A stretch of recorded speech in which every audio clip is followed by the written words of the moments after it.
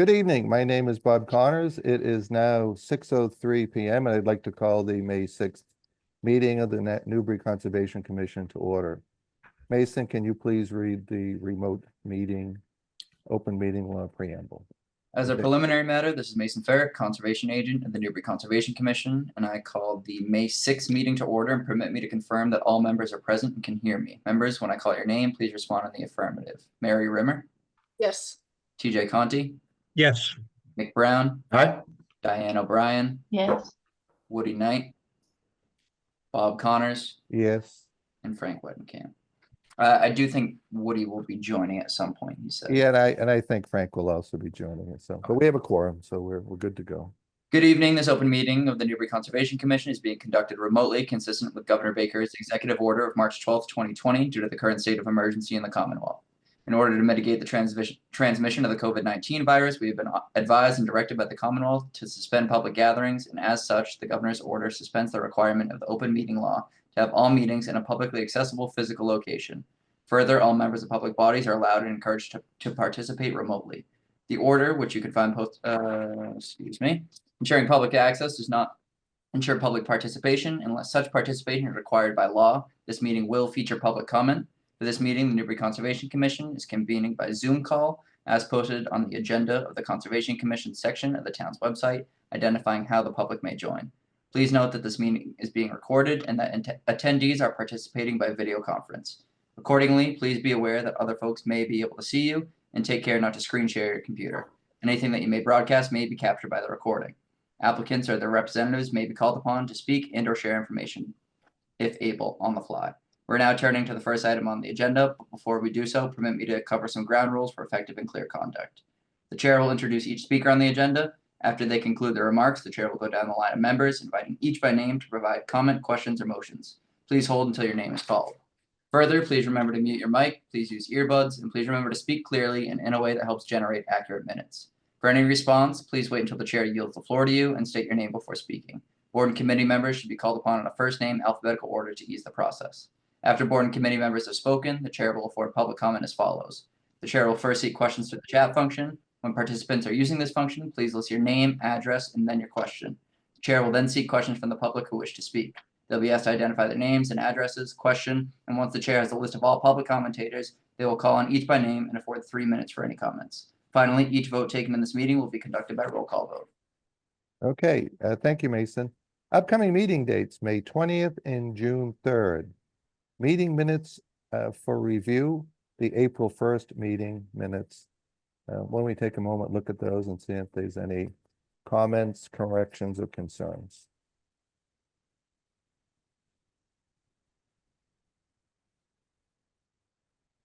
Okay, hearing none, I will entertain a motion to approve the meeting minutes for April 1 as written. So moved. Second. Okay, TJ and Diane. Okay, roll call, all in favor. Mary? I was not in attendance, so I'll abstain. Okay, TJ. Aye. Mick? Aye. Diane? Yes. And Bob Connors, so we have a quorum on that, so that carries. Meeting minutes review, April 15th. We take a minute, look at those and see if there's any comments, concerns, or corrections.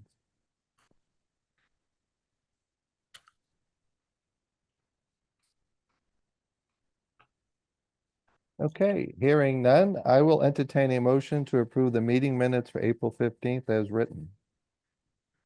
So moved. Second. Okay, Diane and Nick. Okay, roll call, all in favor. Mary? Yes. TJ? I wasn't there, Bob. Okay, actually, it shows in the minutes that you are, though. I was just gonna say that. Yeah, okay, well, no, listen, TJ, you would know better than most. If Are you sure? Okay, Mick? Aye. Diane? Yes. And Bob Connors votes yes. All right. TJ, you're a phantom ghost there, brother. Yeah. Okay, first order of business is a certificate of compliance, DEP file number 0501391, Farmview Lane, 68 Green Street, lot number 2. The applicant requests a full certificate of compliance to open their partially closed order of conditions completely. And outstanding items to be met were removing the farm road and stabilizing the back and side slopes. Mason, why don't you add some clarity to this and what's your recommendation? Yep, so like Bob was saying, the two outstanding items that the commission was waiting to see was the stabilization of the back slope, and backyard area, and then the old farm road removal. Both have been completed since the last time that we had met. I can share some photos as well. I would recommend that the board issue the certificate of compliance, but there is a special condition that you guys may probably remember better than I do, in regards to putting conservation markers at the bottom of the slope for a no disturbance area. That was, I believe, condition 50 something on the original order. And with the regrading that's happening, I would just suggest that we add a special condition to the RDA that they are applying for, so that it gets taken care of after the regrading in the backyard area. Okay, thank you, Mason. Questions from the members? Mary, questions?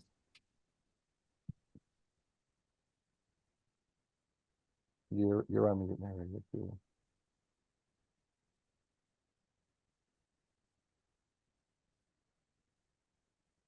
Okay, having some technical difficulties. No questions. Thank you. Okay, thank you, Mary.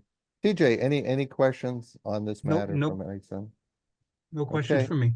Hey, welcome, Woody. Woody, we're just on the first order of business. We've gone through the minutes and we're on certificate of compliance for Farm View Lane.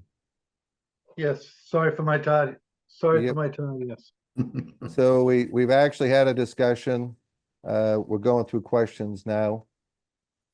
Yep, Woody, and you know what, actually, Mason, why don't you give a quick recap for Woody? Yep. So he's informed on. Yeah, so Woody, the two remaining items that we had concerns about that were preventing us from issuing them the full COC back in the fall, I believe it was the stabilization of the backyard, and then the removal of the farm road. I was just explaining to the commission that both have been done since. I can share a couple of photos. One here showing the stabilization of the backyard, full lush green grass. And then I can share a photo of the farm road as well, that they had removed, and then put some salt marsh hay down to prevent any erosion. When I was out on site, I could actually see some grass coming up through the asphalt and the gravel before they had removed it. So I'm pretty confident that this area will slowly start to revegetate naturally. okay, yep, and that's where the farm road was. Correct. Yep, this area right here. Very good. So you're confident that that's gonna grow then with the Yep. lessons Yeah, learned? we already saw some things kind of popping up, like I said before. The gravel and asphalt was removed, and I'm pretty sure the homeowner is willing to put down, like a native red fescue seed or something after if need be. If need be. Okay, great. Then I don't have any other questions. Thank you, Mason. Yeah, Mason, thank you. did you mention about adding to the RDA the no? Oh, yes. And then, so the only remaining item, Woody, on that order of conditions, when this project was originally permitted, the commission had asked if there were conservation markers to be put in at the bottom of the slope, identifying kind of the limit of where disturbance was going to happen on site. And my suggestion to the board was that we fully close out this order of conditions, and then add a special condition to their RDA that they are on the agenda for shortly after this, to have that completed. Yep, to install the markers. Okay, great. Yep. All right, thank you Okay. so much. I'm sorry, guys. Okay, No worries. thank you, Woody. Mick, any questions on this one? No, I think it's reasonable what Mason is proposing, so I'm good. Thank you. Okay, thank you. Diane? Nope, thank you. Okay, I have no questions. Okay, any raised hands from the public at this time?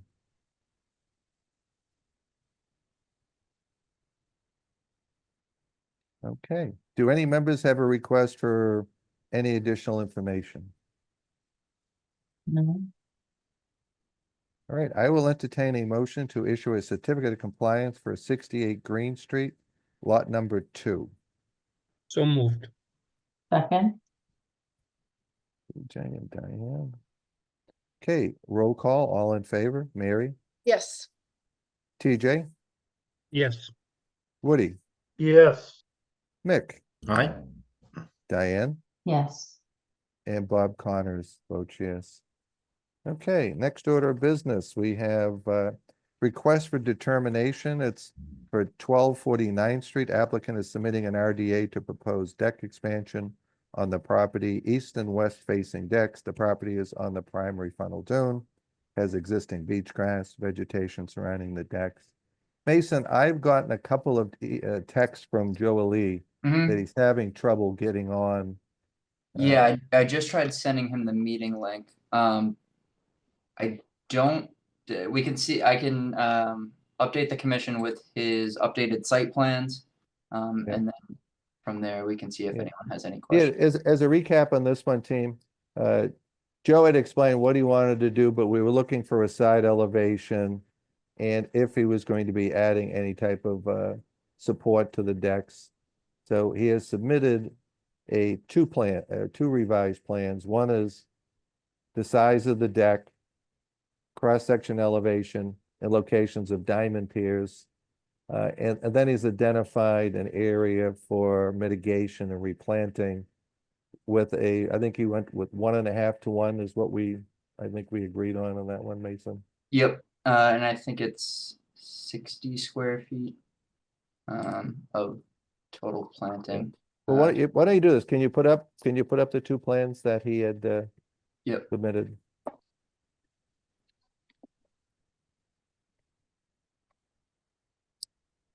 So this is gonna be the cross-section elevation of the diamond pier here.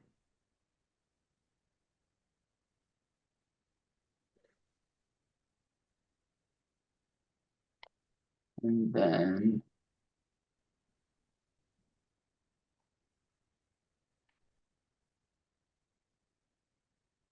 the updated site plan showing the stairs here.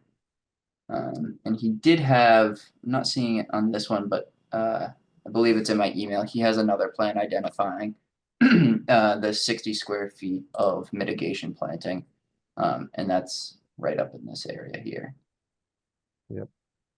Okay, why don't you do this? Why don't you see if you can dig out that plan, and then if we have any questions, we can continue this until Joe's on the call.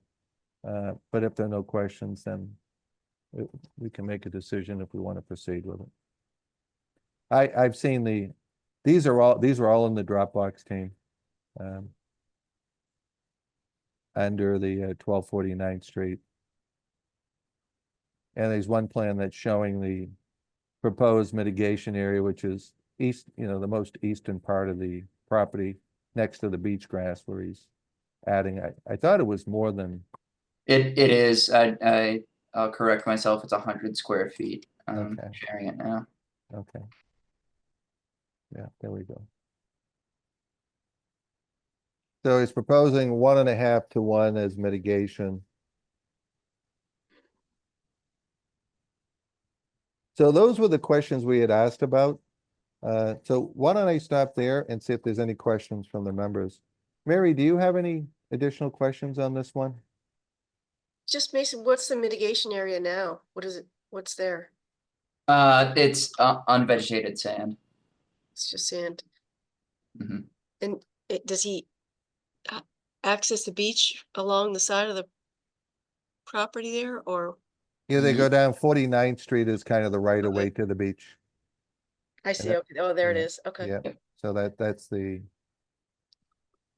It's a little tricky to do, condition, the approval, the success of the mitigation area under an RDA, because they don't come back to us for a certificate of compliance, so I think Mason will just require some extra effort for you to track that one. To make sure. yeah, I think Joe's he's a longtime resident out here, and actually I think he's on the finance committee of the town too, so Good. he's an engaged member of the community, and I don't think he wants Mason knocking on his door needlessly. Mhm. Okay, good. Okay, TJ, any questions on this one? No questions. Okay, Woody, how about yourself? No, I'm good, Bob. Thank you. Okay, Mick, how about you? Any questions on this? All set, Bob. Thank you. Okay, Diane? No, thank you. Okay, and I have no questions. Are there any raised hands from the public at this time? Seeing none. Okay. Do any members have a request for any additional information at this time? Okay, hearing none, I will entertain a motion to issue a negative finding for 1249th Street. So moved. Second, Okay, so that's TJ and Diane. Um, Okay, I would just ask if there's discussion on the motion that we get something documenting what's gonna be planted there and that it's gonna be reported back to us, in some by the end of the Okay. growing season. so we can make a notation on the RDA. Just on, I think the intent was just traditional beach grass was with a, on a 12 Just to inch provide grid. confirmation Yeah. of the planting density Yep. and the species. And that there is confirmation provided after Mhm. it's installed. Okay, good suggestion, Mary. All right, so any other questions before we take a vote? Okay, roll call, all in favor, Mary, Yes, TJ, Aye. Woody, Yes, Mick, Aye. Diane, yes. and Bob Connors votes yes. Okay, thank you, guys. Okay, we have another RDA for 2 Farmview Lane. I think this is, we're bootstrapping to the previous certificate of compliance we've issued. 2 Farmview Lane application, applicant is submitting for an RDA to install a pool and patio on the edge of the buffer zone. Associated site grading is proposed to create more space for the pool and patio, which are all within the buffer zone. Okay, Mason, you want to give us an update where we're at on this? Yeah, so we had looked at the pool and patio area. That is an exempt conversion of existing lawn to pool patio or shed outside of the 50-foot buffer zone. The only thing that the commission was waiting to approve was the grading work on the side of the slope, which is within the 50-foot, within either the 100 or 50-foot buffer zone. Yeah, so I would recommend the issuance of the negative determination, including a special condition to have those conservation posts be put in, which Okay. is a part of the original order. Is the applicant or his consultant on the call? Yep, both. Okay, who would, just if someone identify yourself? And just if we have questions from the members, so who would want to handle questions from the members if we have any? Good evening, everyone. TJ Melvin with Millennium Engineering, here with me tonight's the And applicant. Noah Goldstein, two- the applicant. Okay. All right, well, thank you, TJ. So questions, do we have any questions on this? It seems pretty clear cut.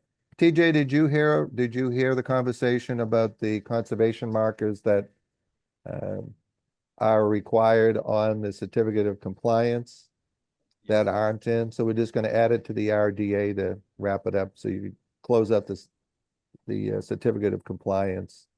And just, that's gonna be added to the RDA. Sounds good. Okay. Okay, Mary, any questions for TJ on this no, one? I don't have any. Thank you, Mary. Anthony Conti, Oh, any questions for TJ on this? no questions from you. Okay. I remember. It'll help you keep it straight. TJ, Yeah, TJ, do you have any questions for yourself? That was. yeah, right. Kind of went through that once already. Woody, any questions for TJ Melvin on this? no, I don't have any questions. Okay, Thank Mick, you. any questions or concerns on this one? No, all set, Bob. Thank you. Diane, how about yourself? No, thank you. Okay, I do not have any questions. Any raised hands from the public at this time? Okay, hearing none. Do any members have a request for additional information? Okay, hearing none, I will entertain a motion to issue a negative finding for 2 Farmview Lane. With the condition we're adding the conservation markers to the negative finding. So So moved. so Diane, Second. do we have TJ? Okay, roll call. All in favor? Mary, Yes, TJ, Aye. Woody, Yes, Mick, All right, Diane, Yes. and Bob Connors votes yes.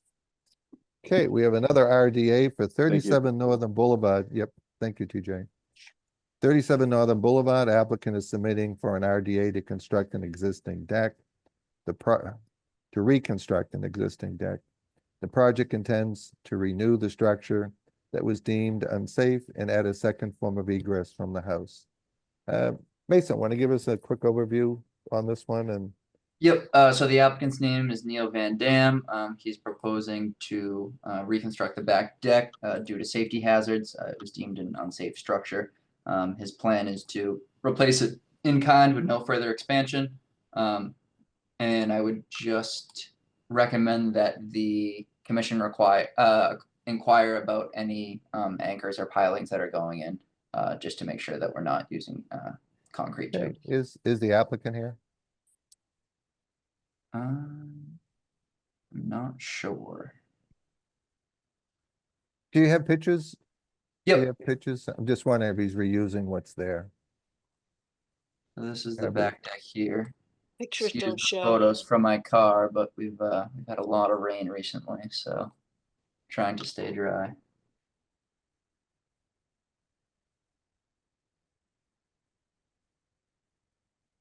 Okay, so he's really renovating his existing deck as necessary, not necessarily tearing it off and rebuilding it entirely, or Um, what's your Says understanding? replace.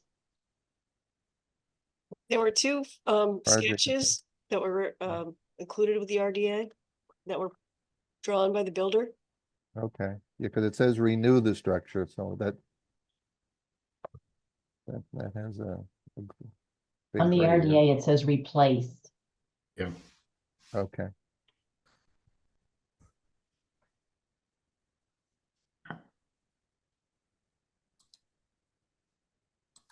Okay, do you want to put that picture, do you have the plan? Yep. Mason, let me show that.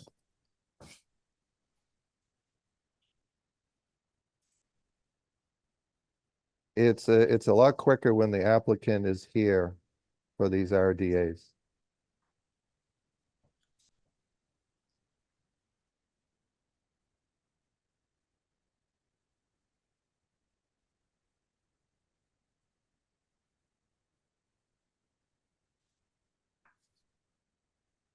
It's kind of an existing conditions plan, it looks like, but then they're adding steps. They're adding another set of steps. So it's not clear if it's both decks or the decks on the right and the left, or Yeah.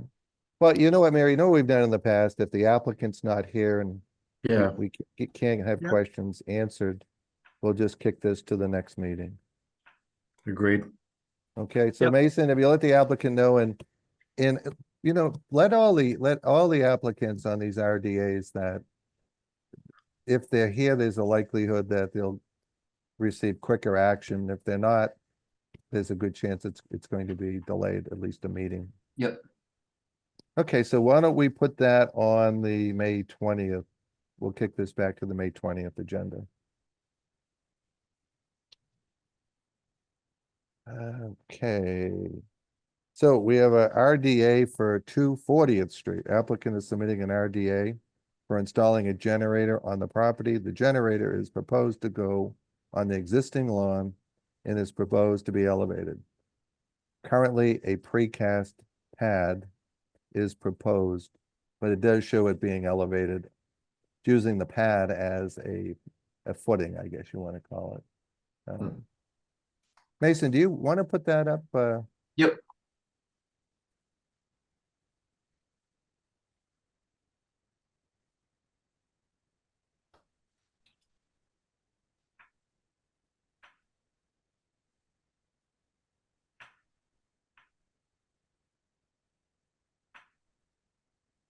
Okay, I saw Josiah on the call. Just give us your name and address and we have some questions for you. It's Joe Spalding, 2 and 4 40th Street. Okay.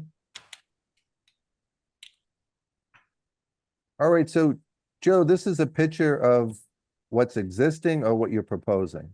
It's what we're proposing, and John, who is from Generac, and Generator is on the Zoom as well to take you through any specifics. Okay. Traditionally, Joe, the commission frowns upon having a concrete pad. What many applicants have been proposing is either a four-legged stand sitting on grade. Or Mason, do you have that picture of, Yep. Let me grab that. just to give you an example? This is a generated, elevated generator that was approved on Northern Boulevard. What's the address of the Mullen resident? 26, 27 maybe. So Joe, this is traditionally what we approve. I have no problem with that, Bob. And Yeah, I would yeah. leave that to John. to- I think what they've been doing is the 6x6s are dug in the ground by about 12 or 14 inches, and they put a cross member underneath, and then they just backfill it, and that kind of gives it the stability, and it's Nope. it's No, not no problem for me. okay. John, you're muted. You're muted, John.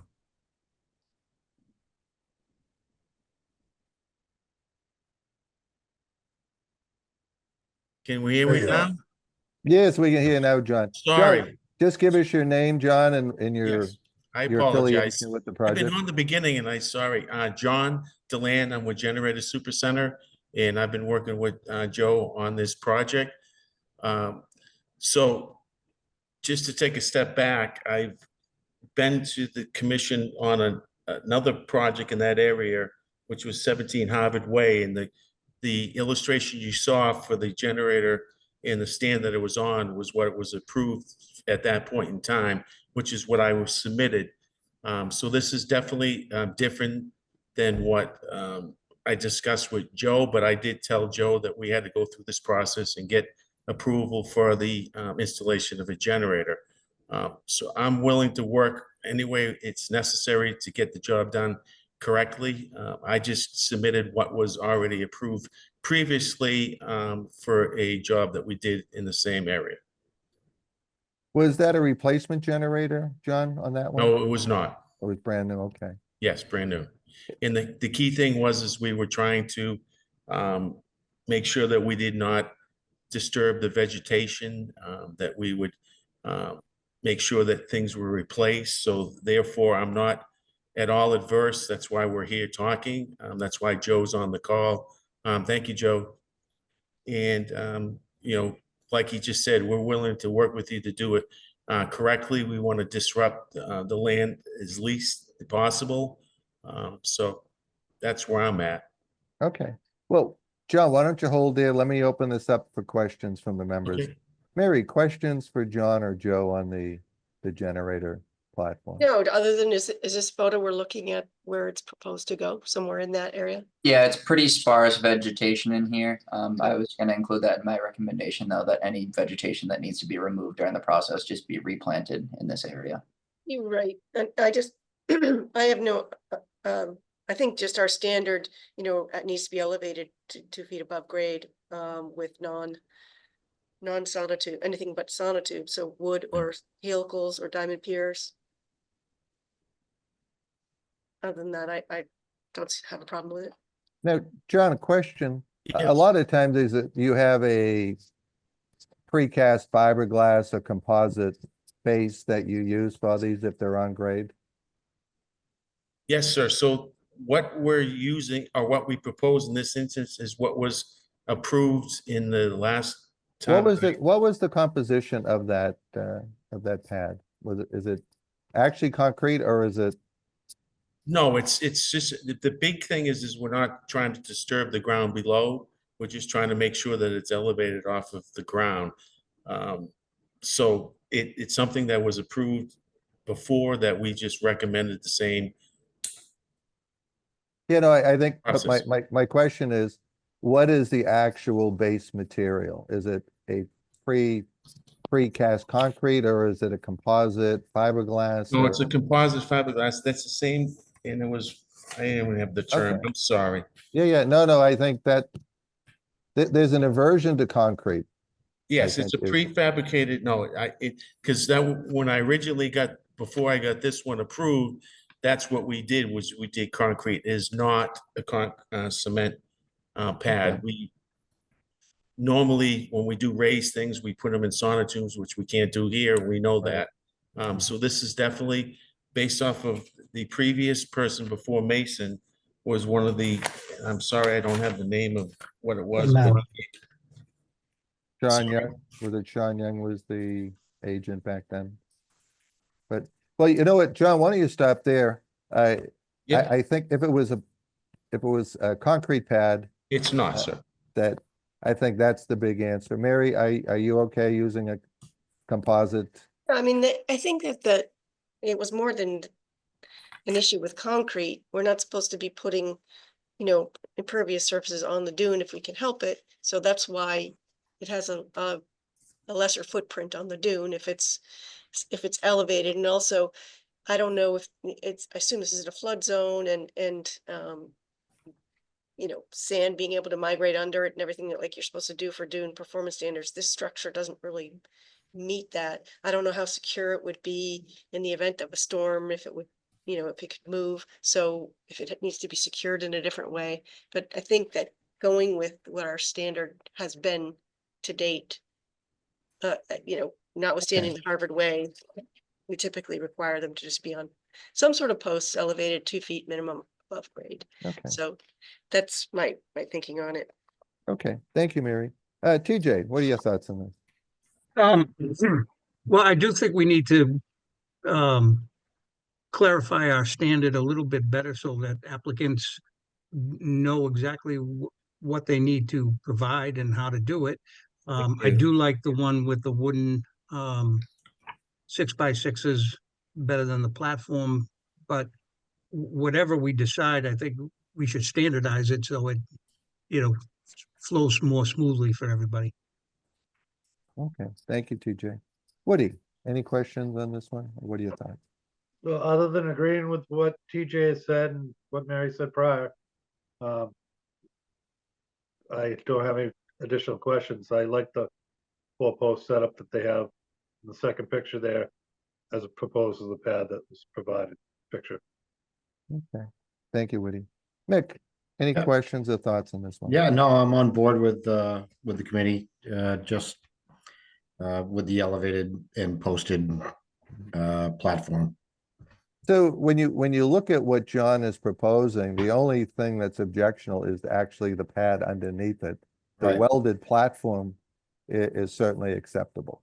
So can I ask a question, please? Yeah, sure you can, John. So the one that you're talking about that we like, that's in a driveway or right in front of the home. It's not on the grass or the ground or stuff like that. So are we just looking to make something so it will sit on the ground? Because what I proposed, which was approved in another place, at 17 Harvard Way in Newbury, about a year ago, that's at least bolted down to something that's got some weight to it. It's not going to go somewhere. So I guess I'm gonna agree with what you said. If we can get something that's a little more standardized, then I would have come up with something like this beforehand instead of what we're Yeah, I saying mean, is not applicable now. probably the simplest way to have some anchoring is using a diamond pier. I don't know if you're familiar with those. Oh, are. no, I am, and that Okay. was one of the first. If you put it on 4 diamond piers and use that welded frame that you were proposing, looked like it was a pre-manufactured frame that you Right. used at Harvard Way. And just use the diamond piers to anchor it. I think I think that again, speaking for me, I'm comfortable with that, but As long as Joe's comfortable, I'm comfortable with, I want to do it correctly. I have no yeah, issue. yeah, no, It's- listen. We don't want to make this any more painful than Well, it has to be. it's important to, from our perspective, to do it right. Right, And as the commission may know, we put in our seagrass to get our final approvals, but we've been waiting to get the generator done so that we can then finish off the planning and get that plan out of the way. So, and this area, just from Mary's point of view, we're not in a flood zone. Amazingly enough, on 2 at this moment, we're not in a flood zone. I don't understand it, but we're not. But that's cool. So we just want to make sure we're comfortable with it, and that would be great. so I think whether you do it in wood, Joe, or you do it in metal, you saw the picture of the wood setup, and that's somewhat buried in the ground. Yeah, Or you can do the metal on top of diamond piers, and I think you're going to be fine. thank So you. Let me Thank you. just go around to, Mary, is that acceptable to you? Before, I don't Yeah, I want just to be, think we can just put special condition on it. Yeah, That just gives okay. the parameters, and other than that, then they Yeah. can work within those parameters. okay. All right, Mick, anything else before I move on to Diane? No further questions. Thank you. Okay, thank you, Mick. Diane, any questions? You go by this house almost every day. No, I know. You guys are neighbors. No, it's been covered. He said he'll put it on post, so that's fine. I'm gonna go back and look at Harvard Way and see what happened there. Were you gonna check your vote on that one, I Diane? gotta see what happened. What is what happened at Harvard Way? Okay, I don't have any questions. Are there any raised hands from the public at this time? Okay, do any members have a request for additional information? I have a quick curiosity question, not to make the saying longer. How much does that generator weigh? Just under 500 pounds. Okay, thank you. Sorry, Oh. Bob, thank you. Yeah, oh, no, this is the process, Woody. Okay, so I guess the only thing that we're not gonna allow a concrete pad or sonotubes. The other alternatives are fine. So whether that is a diamond pier, or it's a buried, 6x6 pressure treated post. I think, So what was the size again, sir? 6x6?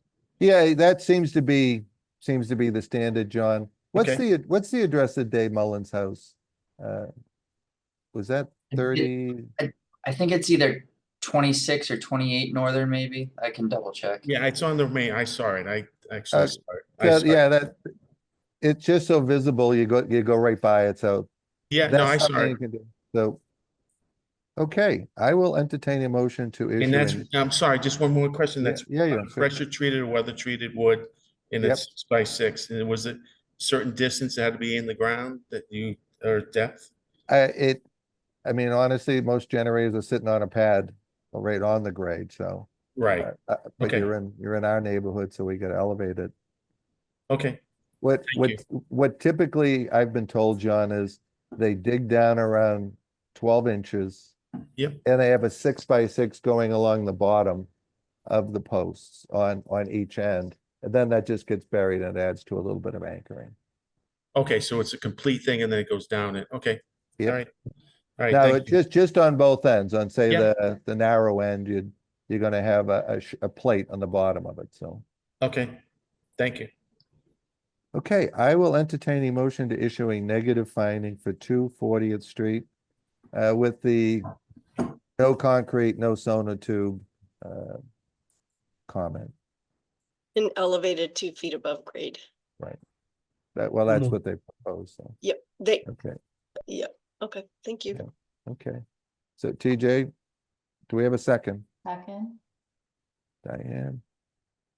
Okay, roll call, all in favor, Mary, Yes, TJ, I, Woody, Yes, Mick, Aye. Diane. And Bob Connors vote. Diane, did you vote yes on that? Yes. I don't, okay. And I vote yes. Thank you, Joe. Thank you, John. Thank you.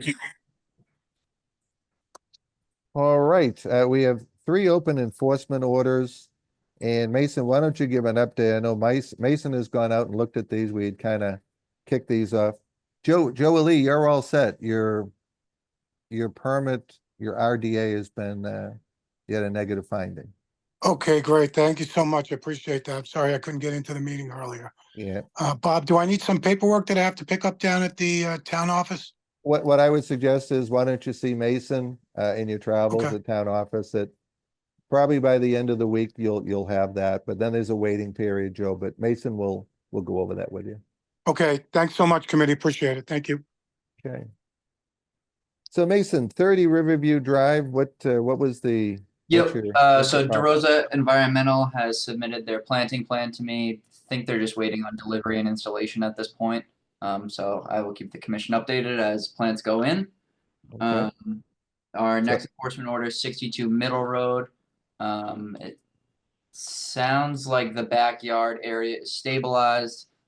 They had cleaned up some things that the commission had some issues with in the fall. As I drive by, I've been seeing some crushed stone and some things be stored either in wetland areas or too close to wetland areas. So I think we have some ongoing issues there that I'll be addressing with the homeowner this week. So not looking to be closing out on that right now. So no action on the first two. Yep. And then lastly, 105 Northern Boulevard. We had it scheduled for May 1st for me to do a site walk to check in on the beach grass planting that was required per the enforcement order that was issued last summer. And it would be my recommendation that we ratify that enforcement order. The beach grass has been in. It was in last season, and it is now looking pretty good. Most of it is green and showing good signs of life. Okay, questions from the members. Mary, any questions on this enforcement order? Remind me, Mason, what did you say, when it was planted? Winter? It was either last summer or fall. It might. Yeah, I want to say it went in around September. Okay, Yep, went in Yep. September. yep. I mean, it would be good to give it a little more time. Is there a reason to release the enforcement order at this point, or? I mean, I he's think he either was in just kinda letting it compliance, go. yeah, I mean, he's just either in compliance or, I mean, he isn't, it's all green, because I've driven by it, They put it in that's- nice little rows. no, he had it. I noticed that too. The owner knew that Mason was going to measure the 12 by 12 grid pattern, Nice, so he It was, looks like it, yeah. he was- A very nice job. yeah, okay. Woody, any questions on this one? No, I think it looks great, and if it's green and alive and survives, I think that's even better. Okay, thank you, Woody. TJ, any comments or questions on this one? No questions, Bob. Thank you, TJ. Mick, how about you? Any questions? No questions. Planning looks very systematic. Looks good. Diane, any questions or Oh, I comments? on see it this every one? day. It looks good. Yeah, no, I have to say, this was one of those enforcement orders that the owner, the applicant, or I guess the owner of the property cooperated with us and actually did everything that we asked and did it in a nice fashion, so. Okay, is there any raised hands from the public? Okay, I will entertain a motion to close the enforcement order for 105 Northern Boulevard. So moved. Second, TJ, Diane. Okay, roll call. Mary, Yes, TJ, Aye. Woody, Yes, Mick, Aye. Diane, yep, and Bob Connors votes yes. so would you All say right. include, just to clarify, close the enforcement order, that means that Mason will write a letter to, Exactly there's not a right. separate form for that, so, okay, Yeah, we actually have a form letter that I think we got from the Rowley agent that memorializes that the Work is matter is done. closed, yeah. okay, thank you. So. Okay, we have no extension requests. Continue public hearings. All right, DEP file number 0501445, 7 Marsh Ave, the applicant proposes to install a seasonal dock for use of a single-family home located at 7 Marsh Avenue. The permanent access walkway is proposed above mean high water, and the walkway will use open flow decking. Mason, can you provide an update? I know you've been talking to the circuit rider on this. Where are we at on this? Yeah, so originally we had gotten comments from DMF, and some original comments from the commission that, were answered and responded to by Steve. We were able to go out to the site, and complete a site walk. And then in between then and now, I've received some additional comments, from the reviewer on the project, mostly concerned about salt marsh vegetation, having adverse impact in the ACEC, and having a structure across flowed tidelands without a Chapter 91 license. There was some additional concern regarding general scour of the salt marsh in this area, and if there would be anything put into place to protect future scour in this area, but especially where the posts are, where the pier and dock is being proposed. Yeah, and that would be all of. Are they thinking some sort of a riprap around that to? I'm not sure what, Stephen, are you? Yeah, I'm Are you- here. Yeah, I'm not sure what the concern is as far as scour. Number one, all the posts are above.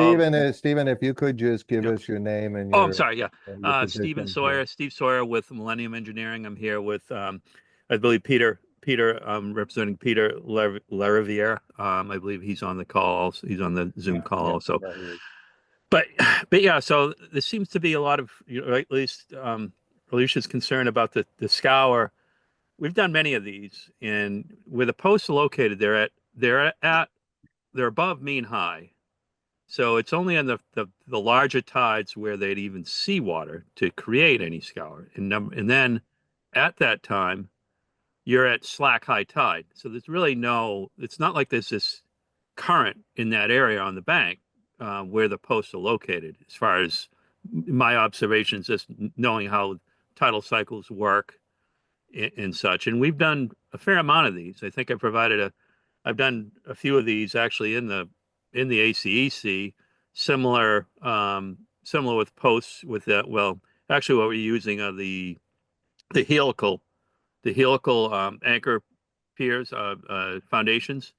So those are just basically a 1-inch diameter shaft that has a larger, it's like a couple larger, I guess like almost like a plate type, where it's a big corkscrew. They corkscrew them into the marsh.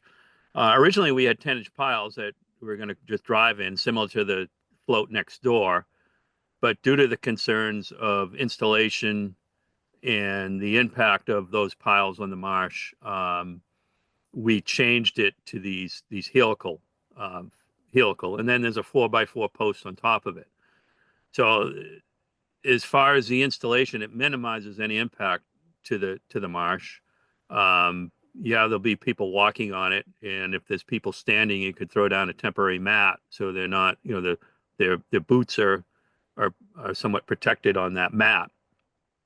So we've done a few of these, and I just don't understand the concern, given the fact that the posts are located above mean high, and so that they're, only half, half of the high tide cycles are below mean high, the other half are above.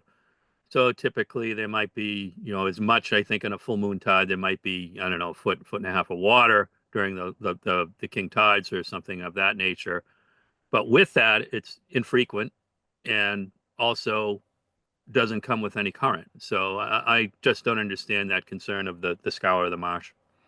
So Stephen, taking at its face what the circuit rider has said, what would you propose for scour protection? I mean, what is acceptable in that area? Well, you can't put riprap or any stone. Right. You don't want to do that to the marsh.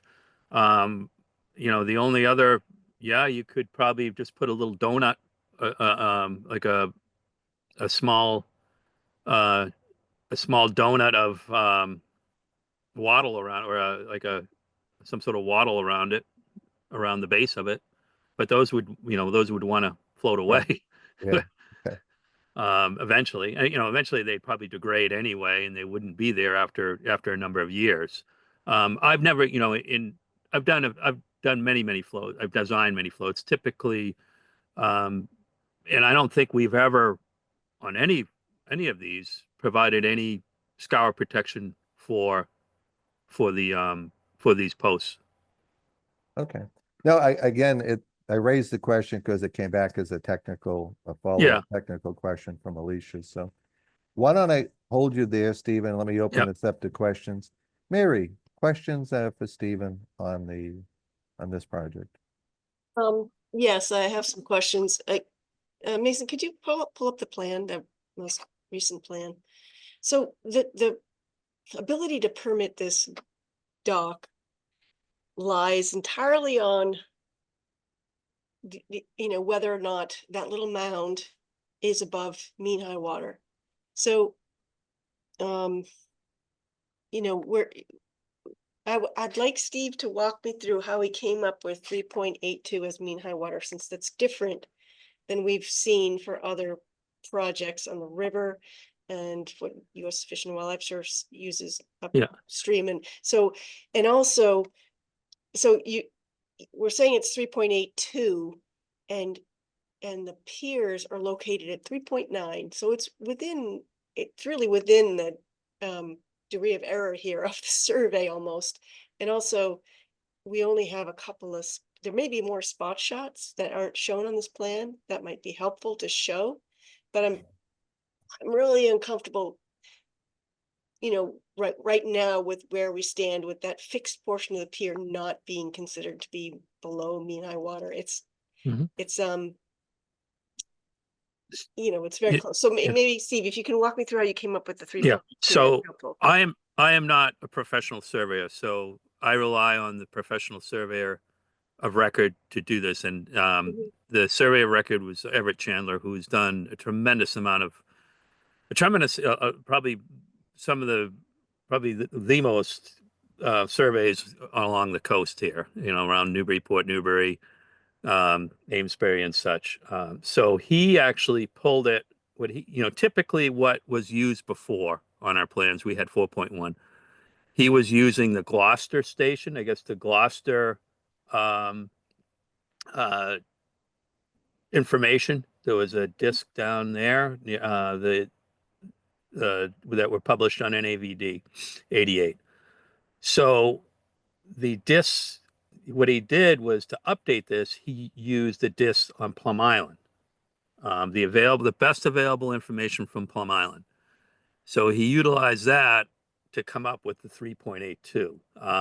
As part of the updated material, I provided a blurb. Basically, there was 3 paragraphs on how he determined the mean high water for the river. If I could so what the actual ground elevation is just a strict survey, but how you determined what mean high water is at that location is something different, because NAVD is a vertical datum for surveying, and the tidal datums that generate mean high water are using totally different information. So where was mean high water taken? Was there a gauge station nearby that was used? And so there was so he used a gauge. Yeah. So he used the gauge. Yeah, I'm sorry. He used the gauge. Yeah, he used the gauge station at Plum Island. That's what he used. And that's, I guess, that's the closest area in proximity that has closest. Yeah, it's closer than Gloucester than it was previously used that had published mean high water or gauge station data. Right, and so that's on a mean low water datum. Yeah, which is different than NGVD. So you're going to get a mean low water datum from a federal tide gauge station that's going to be like elevation 9 or something, and you've got to convert it to NAVD 88, and that's the key part, is how was that conversion made? Because there's, depending on what converter you use and how you do it, it differs by a few tenths, one way or the other, and then that can make a difference in whether or not you're actually in below mean high water or not. I think functionally you are in this case. It's just, it's too close.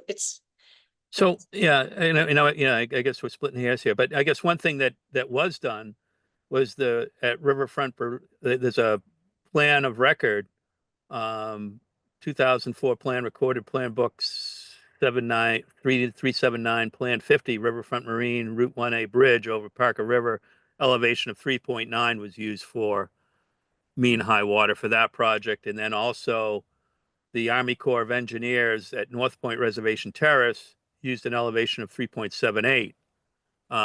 So I guess what Everett has come up with through his conversion calculation utilizing the Plum Island data is consistent with those two projects that utilize that projects reporting the mean high water.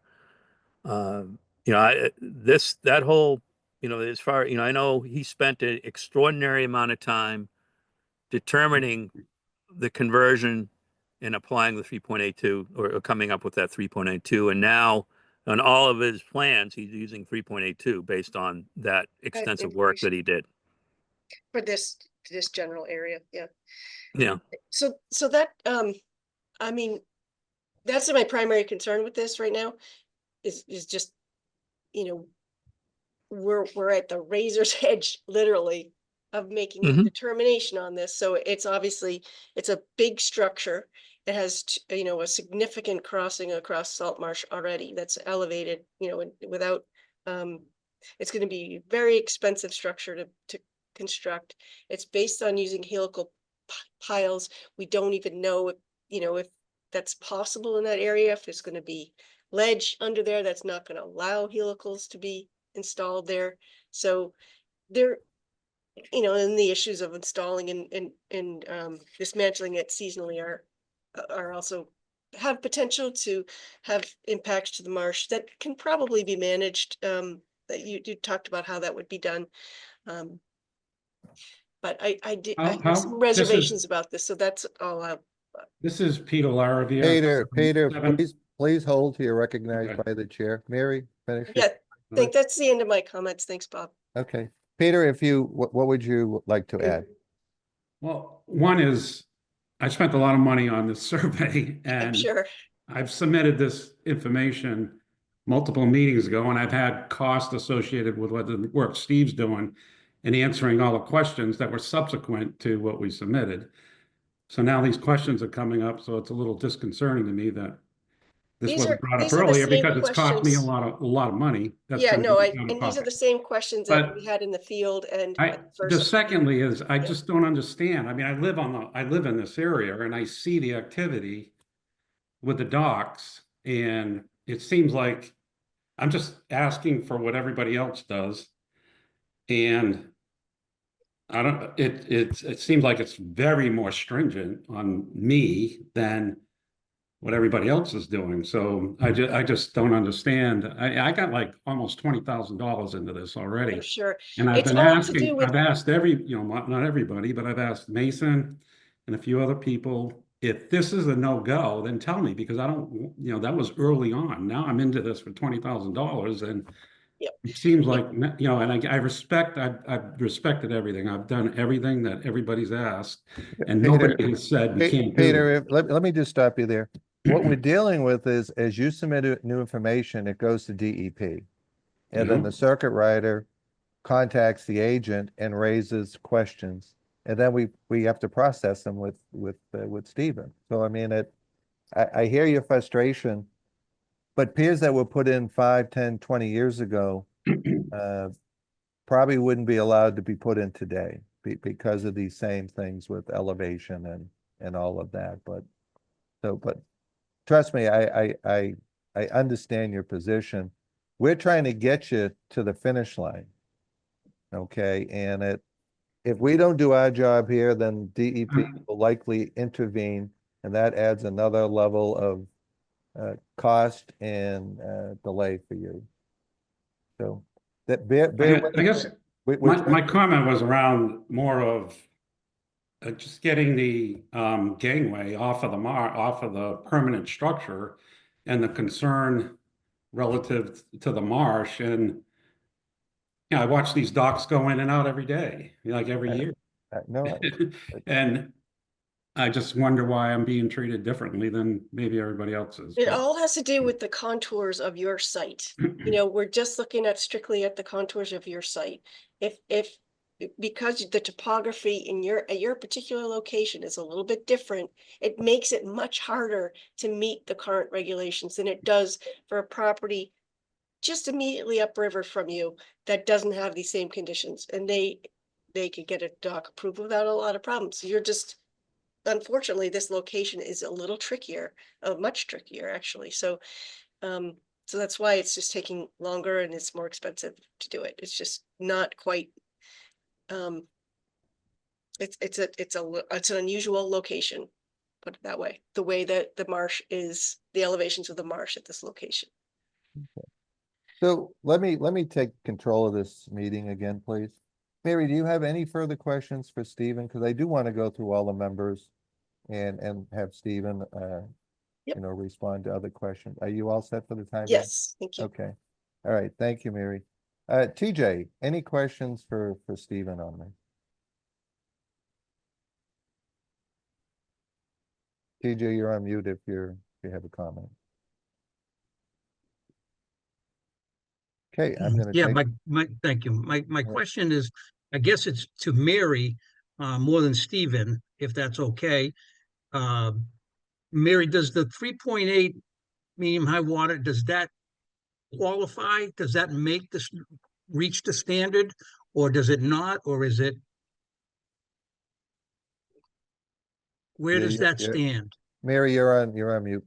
Your fixed pier has to be above mean high water. Okay. So at the elevation where the fixed pier is 3.9. And they're saying, based on their calculations, and I've worked with Steve and Everett for years, so I trust their work, but they're saying that mean high water elevation based on the tide gauges nearby is 3.82. So you're only Less than an inch, but tenths of they an are, inch away yeah. from a you know, a condition that's very variable, you know, so it could be plus or minus at this particular location, who knows what it is, you know, over 19-year tidal cycle, tidal Mhm. epic. But it's very close to mean high water. And so my issue is, you know, their numbers mathematically just barely make it. So- Right. So how would, I mean, they've hired a surveyor, he's come in, he's given his professional opinion. Yes, they just barely make it, but they do make it. I guess What else would they be able to do to? No, the only thing I would add is, you know, if there are additional spot elevations that can confirm location of those piers are above 3.82, that would be helpful to me. But this just, you know, Yeah. I know. sometimes knowing too much is a little bit more about these regulations. Most of us don't suffer from that. We don't Yeah. suffer from that, Mary. So I think the big question is, TJ, if I could just, Yep, go ahead. we're not questioning the data. Your question was more how they came up with the conversion. And I think Stephen using the reference to the bridge actually clarifies for me what it is in that area, but. Okay, so TJ, any other questions? No, That's Okay, it. Woody, any questions for Stephen on this one? No, I don't have any questions right now or comments. Thank you. Okay, thank you, Woody. Mick, any questions for Stephen on this one? No, my thoughts were kind of along the same line as TJ, so I appreciate you bringing that up, TJ. Thank you. Thanks, Mary, for the explanation. Okay, Diane, any questions on this one for Stephen? No question. I mean, I was on the site visit on this one and it was Yeah, a yeah. tough one. There were a lot of concerns and a lot of questions that were raised at that point. So I'm with Mary on this one as far as let's get the answer, I guess, and maybe we move from there. Yeah, I mean, we were all on the site visit. I think to Mary's point, Peter, is that you just have a unique condition in front of your property that's made it a little more challenging to get to a permitting stage. And you'll probably discover a little more expensive to get the actual construction stage if it goes that far. So, Stephen, I want to just, if you could recap, what was the elevation that they used on the bridge crossing the Parker River? They used the across from the Parker River was 3.9. Okay. And the elevation that you're using here for mean high water? 3.82. Okay. And what's the elevation of the area? So there's spot grades that range from 4. There's a contour 4 that kind of wraps around there. Okay. 4.2. There is a 3.9, a 3.9 shot within there, but there's a higher contour of 4 that kind of wrapped around the the area as far as that hump. But it oscillates between 4.2 and 3.9. Well, from my perspective, then it meets the standard. So how do you propose to put the helical piles out there? What's going to be your equipment? I mean, what do you use for a staging area? What are you going to do for So, mitigation? Or yeah. Walk me through that, the installation part of the helical. Yeah, so the staging area would be up on the landward side with a pathway. That's where you'd stage your materials. Actually, I did some extensive research on some of this, some YouTube videos, this and that, and they can be installed by hand. Basically, what they do is they'll pound in a piece of rebar as a pilot hole, and they slide they slide the helical on top of it. And basically they get a big lever. They'll take a big either 2x4. There's a basically a channel at the top, and they a massive corkscrew. You know what they say, with big enough lever you can move the world. So it's not going to be done by equipment. It's going to be done by hand. It's going to be I or something motorized that'll be handheld to. Yeah, I couldn't find it. Also, there was like the motorized augers for post hole diggers that people. Right. Yeah, I couldn't find that one. There was a video clip of one of the providers of these helicals with two men holding the auger, and it will basically screws the piles into the mud. What's the penetration you need on the helicals? I defer that. That unfortunately is going to have to be to the helical provider. I imagine that if you end up with a larger plate at the bottom, probably they range from, I think, 4-inch, and some they go up to like 8-inch, depending as far as the I don't know, I guess the corkscrew or whatever, the plate that sort of drives it in or drives it into the mud. Probably the larger the plate, the less depth. The smaller, probably deeper. You'd need to go deeper, and it all probably depends on the integrity of the muck, the silt and muck itself. My guess, it's probably going to be 5 to 6 feet. Is there a cross-section elevation of that proposed on the submittal? There is. Well, we did a profile view of the dock. Okay. So there is a profile. Yeah. Well, that's for the float. So there's the profile view of the pier itself, and then I did have a detail of how they be connected to the 4x4 post on the left side of the plan. If you pan left and up, I believe. Okay. Yeah. Okay. Yeah. There it is, right there. Yeah. Okay. Okay. Okay. And there's multiple manufacturers of these types of piles. They're fairly common now. They're a common practice, a common method, not only for coastal, but for just homeowners, installing instead of a sonotube, they're using these to support decks and small additions. Yeah, no, porches and they stuff. use them for underpinning of footings if an area is settling, to stabilize their. Mhm. They actually work very well. All right, I mean, I think the big thing here is memorializing the process of install and seasonal removal. And Mhm. is that actually in a footnote here on the plan, or? There was some footnotes in the plan on the right, just talking about, as far as the installation, I think on the right, we talked about, helicals, like on the, just above the, yeah, so helicals, peer support to be installed manually with no track vehicle, allowed on marsh. Use, portable erosion mats, to protect, I think it was, trying to see, to ensure no damage to the marsh. So I guess they could just bring out a 4x4 mat, stand on it while they're cranking these things into the soil.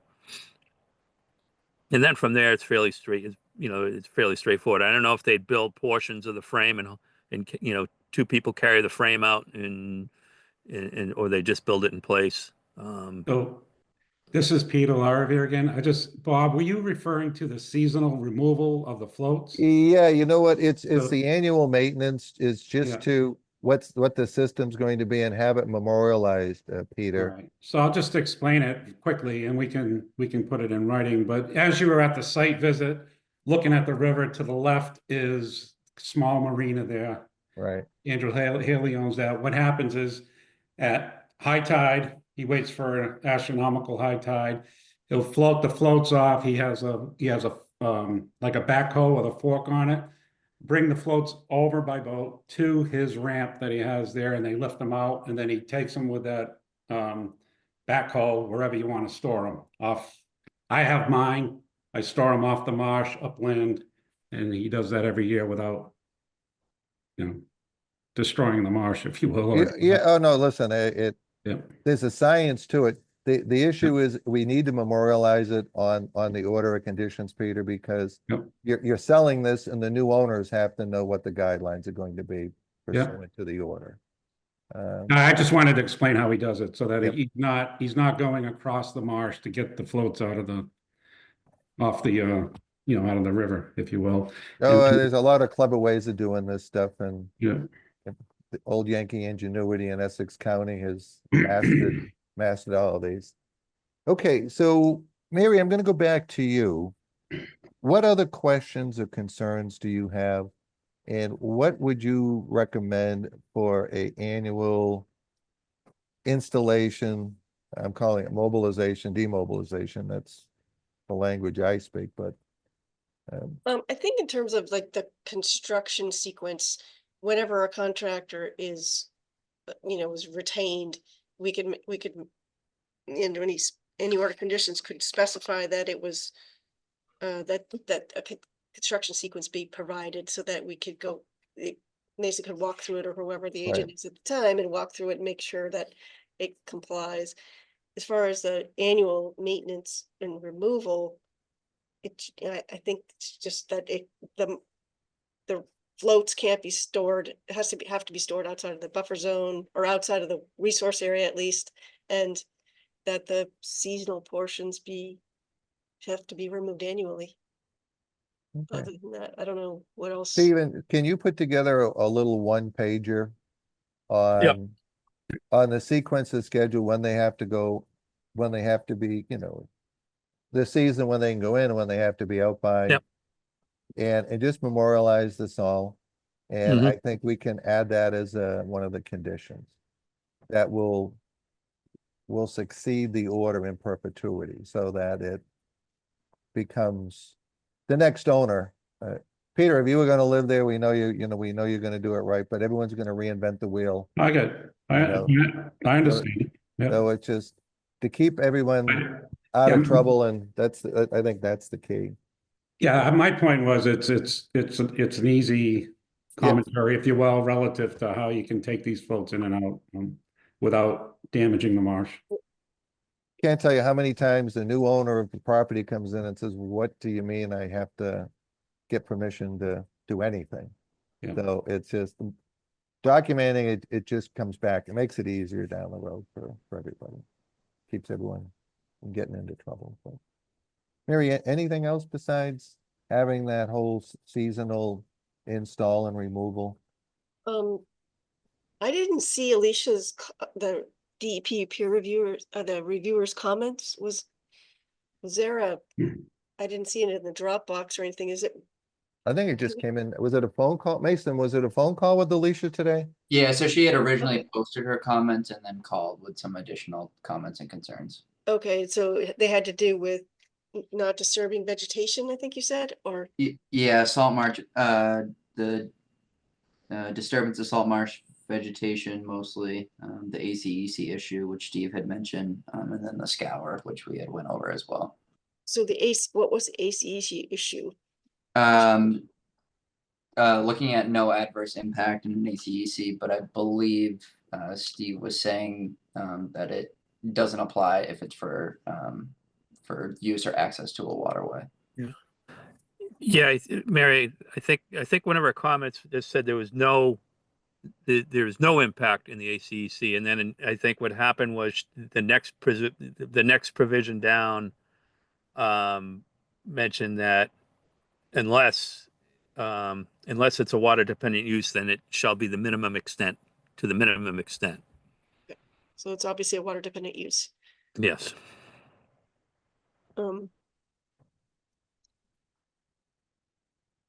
Okay, yeah, this is one of these situations where we want to get it right, so that it doesn't get it, so the DEP doesn't intervene, which they have the ability to do if they don't like our decision. And if you need a superseding order, then that's going to mean you have to go to NEPA because you're in an ACEC. You don't want to have that happen. So we're trying to make sure we can craft something that's workable and defensible here. Okay, well, you know what? So Mason, do you read what Alicia had added for comment, just so all the members have clarity and Peter. Her original comments or the notes? The most recent. I think we had her original comment. Yeah, so the disturbance to salt marsh vegetation was one of her concerns. She mentioned that being a waterfront property does not, make you subject to a dock by right. The ACEC issue with no adverse alteration in this area. She was curious on the necessity of a Chapter 91 license since it's a structure across flowed tidelands. She presented the issue of scour and the erosion of the salt marsh around the permanent structures. And then she had brought up a coastal wetland restriction order to see if there was any deed restriction on the property preventing any building of a dock or pier. So Stephen, on the Chapter 91, where are you at that? Do you feel you need to file for that? Or no, no, we don't. So kind of the way this whole ACEC dock program, the way it's always been kind of the way to do it, instead of having to go to waterways where you'd run into an issue with a permanent structure inside the, a permanent structure where you require a 91 license, where there's no permanent structure below mean high water. And all of the remaining items are all seasonal. They allow it, they call it the 10A harbor master permit, annual permit. So I would say 80% of the floats on the Parker probably utilize that 10A harbor master permit versus a full Chapter 91 license. So that begs the question, what's the process to do that 10A harbor master permit? And is that something you've already secured, or is it? It's dependent. You always first get your, they won't give you, unless you have your order of conditions, they won't give you a 10A permit. It's the local harbor master, and you need to renew it annually. Yep. Okay. Okay, Mary, anything else? This is Peter again. I have spoken to the harbor master about this multiple times and showed him the plans and everything. And I don't know if that means anything, but he just said, yeah, get it approved and I'm good. So. Barry, you know what? I think Mary summed it up. We're just trying to make this so no one else, I completely understand it. I'm just, listen, I've been jumping through hoops, so I want to do what's right. And, so. I know, I hear you. Yeah, the whole design of the structure is to avoid Chapter 91. So That's Yeah, really. And it's okay. also under 600 square feet, right? So Steve made modifications to make sure that. Yeah, that's- I reduced the footprint of You- the float itself. You may still need an Army Corps, SV, permit as well, yeah, you Huh? need the SVN. just the SV, okay, Yeah. That's verification. So, I'm assuming now that the circuit rider is just providing a checklist of questions we should be asking, and they're being answered. I mean, that's the way I'm Yeah. reading this, Mason. Yeah, yeah. And I thought I had answered, and, you know, I had submitted additional material, and, you know, there's a few of these I've done. And the marsh is perfectly healthy around the posts. There's just we have not seen, there was one that we did down in Gloucester. I don't know how many years ago. It's been a few now, 8 years ago, and the marsh is fine. Similar elevation, just above mean high. Long flat marsh, long flat area. And actually it was we had a longer distance to get to the cliff, so the bank where you can ramp down into the water on that one. And actually with that one, we didn't provide the 1.5 to 1. The fisheries comment, we lifted the pier portion to provide the 1.5 to 1 height to width to provide light and air underneath the docks, so the marsh will stay healthy underneath the float. I mean, underneath the pier. Diane, any questions for Stephen on this? You're on mute, Diane, if you're. No, sorry, not that haven't been discussed already. Sorry. Mick, do you have any further questions? Are there any Nope. other further questions from the members at this time before I open this up to the public? No further questions from me, Bob. Okay. Mason, do we have any raised hands from the public at this time? Seeing none. Okay. Do any members have a request for additional information, plan amendment, or adding additional content to this notice of intent or order of conditions as a condition? So why don't we discuss what we were talking about? We're going to be, Stephen, you were going to generate a seasonal install removal protocol with dates and where the components are going to be stored. Okay. Yeah, Okay. just a question, Peter, is there guidelines for dates of in and out? I'm just curious because I'm not aware of them. I have a dog and I'm just not aware of them. So just not questioning it. I'm just curious if there are dates that you have to abide by. I'm not sure we put that dates in previous docs or not, just that it's seasonally. But what is the seasonal dates by the state there are? There isn't one. Okay, when we would do, but didn't we have dates when we were doing over at the Plum Island station that they had to take them? They had to remove. We did. the- That's the one I'm thinking of. Yeah, that wasn't a dock, but there was a structure there that we They would wanted temporarily. it by December 1st or something like that. It was late, I think. Okay. Well, I think you've got the drift of what we're looking for. Yep. Again, it's for the next owner to not wind up before us with an enforcement order by, It's more an issue of you wanting to get your structure out before hurricane season, so, or before ice and all that yeah, stuff. ice. Okay. So, but Okay. there's no specific date. So if we just put a date on there that says have to have them out by December 1st and you can't have them in before Yeah, March we're not, 31st or something. again, we're just trying to provide a cheat sheet for Yeah. the next owner to, Mhm. and Say, why don't we say November 15th?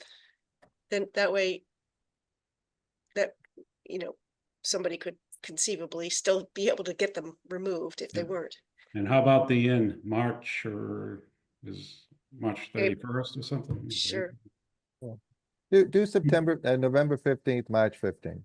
And again, it's going to be weather driven anyway. You're not. Right.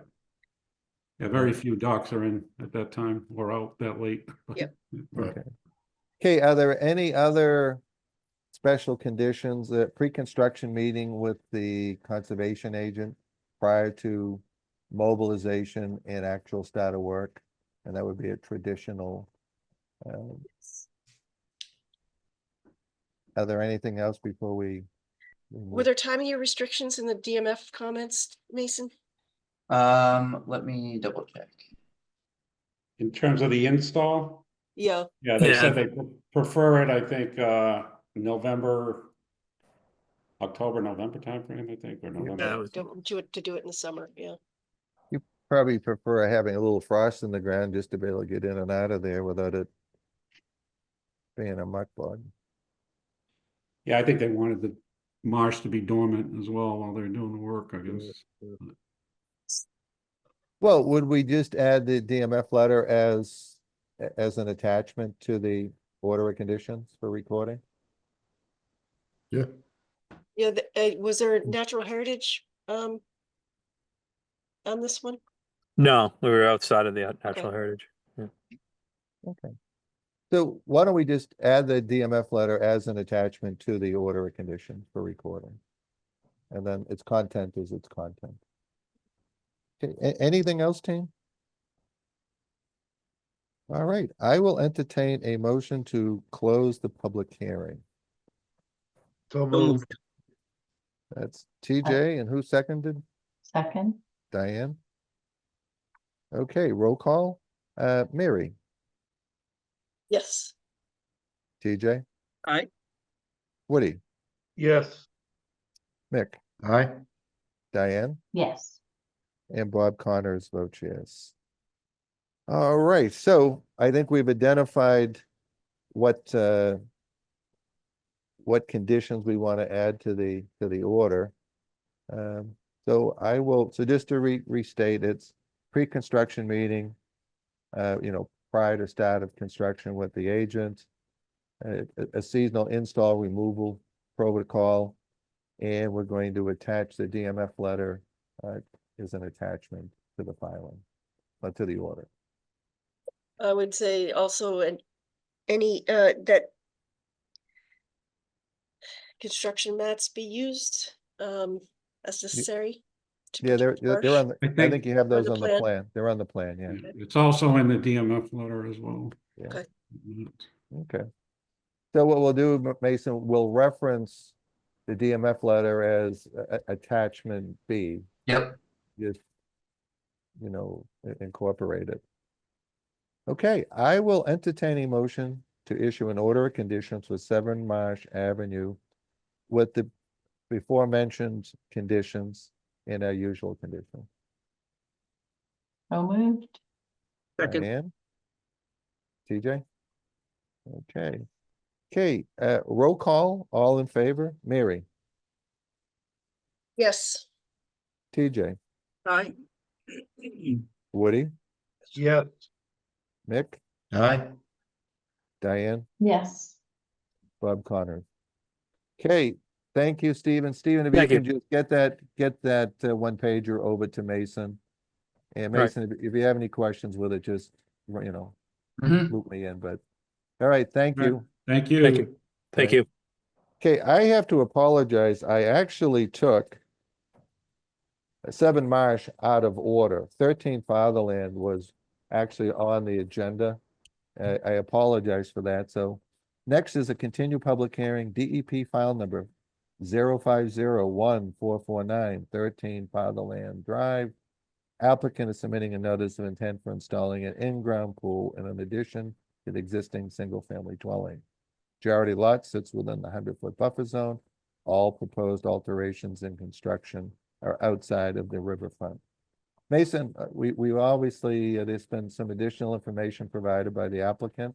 Yep. Yeah. Why So don't you bring us up to speed on that. yeah, where we had left off at the last meeting, I believe we just wanted to confirm that from the mean high water line, that none of the project would be falling within the riverfront area, which Bill Manuel had sent over the stream stats and some additional information showing that the project location is not in the riverfront area, but the property does contain riverfront area on the backside. Okay. All right, questions from the members. Mary? I'm all set, thank you. Okay, TJ? No questions. Woody? I'm good. Thank you, Bob. Okay, Nick? Nick, you're on mute if you're, Like he's Nick is- frozen. Oh, there he goes. Nick, we're doing a roll call. Give me a thumbs up or a thumbs down. All right, that's a yes. Yeah. Just like ancient Rome Yeah, now with Little- gladiators. I got frozen there for a minute. I'm sorry about that. Diane? Yes. Okay, and I vote yes. Are there any raised hands from the public at this time? Seeing none. Okay. Do any members have requests for additional information, plan amendment, or adding additional content to the notice of intent? Hearing none, I will entertain a motion to close the public hearing. So moved. Second, Okay. Okay, roll call. All in favor? Mary? Yes, and thank you for providing that additional information on the riverfront area. My pleasure. Thank you. TJ? Aye. Woody? Yes, Mick? Aye. Diane? yes. And Bob Connors votes yes. All right, any special conditions outside of our usual conditions? I think this is pretty cut and dry. What we always like is to have that pre-construction meeting, but that's actually in your general order of conditions, isn't it, Mason? Sorry, what was that? The pre-construction meeting is in your general orders. Your special, Your general order condition, our general conditions incorporate a pre-construction meeting prior to the start of any construction. They might, I know we normally put it in as a special condition, but it may be. Okay, well, we'll add it as a special condition and then it's just duplicative if it's Yep. already in. Okay, anything else, team, that we want to? I think it might be entertain. worthwhile to just note that in your finding section that the site contains riverfront area and bordering land subject to flooding, but not within the project area. Mary, anything else you want to That's all, suggest? thank you. Okay. TJ, any questions or anything, any other? No questions special on this. condition? Okay. Woody? no, I'm good. It was a good presentation originally, and Yeah, it We've was an got the excellent we got the presentation. riverfront information, so thank you very much. Nick, any questions on this one? No, all set. Thank you. Okay, Diane, any questions? No. Okay, I have no questions. I will entertain a motion to issue an order of conditions for 13 Fatherland Drive with our usual conditions, and then just the inclusion of the findings comment that Mary had suggested and pre-construction meeting with the agent prior to start of construction, just to inspect erosion control and staging moved. areas. Okay, who made the motion? I Woody? did, so moved, yep. Okay, Second, all right, Diane. Okay, roll call, all in favor? Mary, Yes, TJ, Aye. Woody, Yes, Mick, Aye. Diane, yes. and Bob Connors votes yes. Sorry for skipping over you and the in No- the no haste of problem. the. It was Uh, an interesting Thanks. presentation. Yeah, you really, we stole 35 minutes of your life you'll never get back. yeah. That's perfectly okay. Thank you all so much. Appreciate it. Okay, yeah, thank you. Okay, next matter is a continued public hearing on DEP file number 0501447, 2 Plum Island Boulevard. The applicant is submitting a notice of intent to demolish all existing structure on the property and construct 4 residential townhomes with 2 pile supported buildings. The project is located in the Barrier Beach within 100 feet of the salt marsh buffer. This matter has been requested to be continued to the first meeting in June. Mason, why don't you just give us an update on this? Yep. And Yeah, so Attorney Roloff had reached out earlier this week asking for a continuance to the June 3rd meeting, excuse me. So I think they're gonna be changing their plans based off of some comments from the zoning board and their zoning board submittal. So they will be updating plans and coming back to us for the first meeting in June. okay. So one point at the last couple of meetings, we've talked about peer review on this. And Mary brought to my attention that that should be a motion before the commission and a roll call vote. And we actually reached out to 3 different consultants. The first 2 just didn't have the bandwidth or had a conflict. The third one, which is Epsilon Associates, provided a proposal. So that's where it sits. So I will entertain a motion on a vote to require peer review on this particular project. So moved. Okay, do we have a second? Second, Okay. Any questions or comments on this? The scope of the peer review, I think you shared it with me, Bob, but it's under the Wetland Protection Act and the bylaw review. Yeah, it was because the original administrative consent order required the overlay district and the bylaw, and it's still in force, Mary. And if it's not in compliance with that, it's a very unique project. And we just want to make sure we give it a fair hearing and get it right. So their scope is they're going to review the ACO, they're going to review the overlay district, our bylaw, and the Wetland Protection Act. We're not getting into zoning, obviously, for the obvious, but it's just to make sure that we check all the boxes. And it's interesting, I just was around when the original ACO was generated, and it was quite specific, and it's still in force today. And inadvertent violation of it is $250 a day for the town.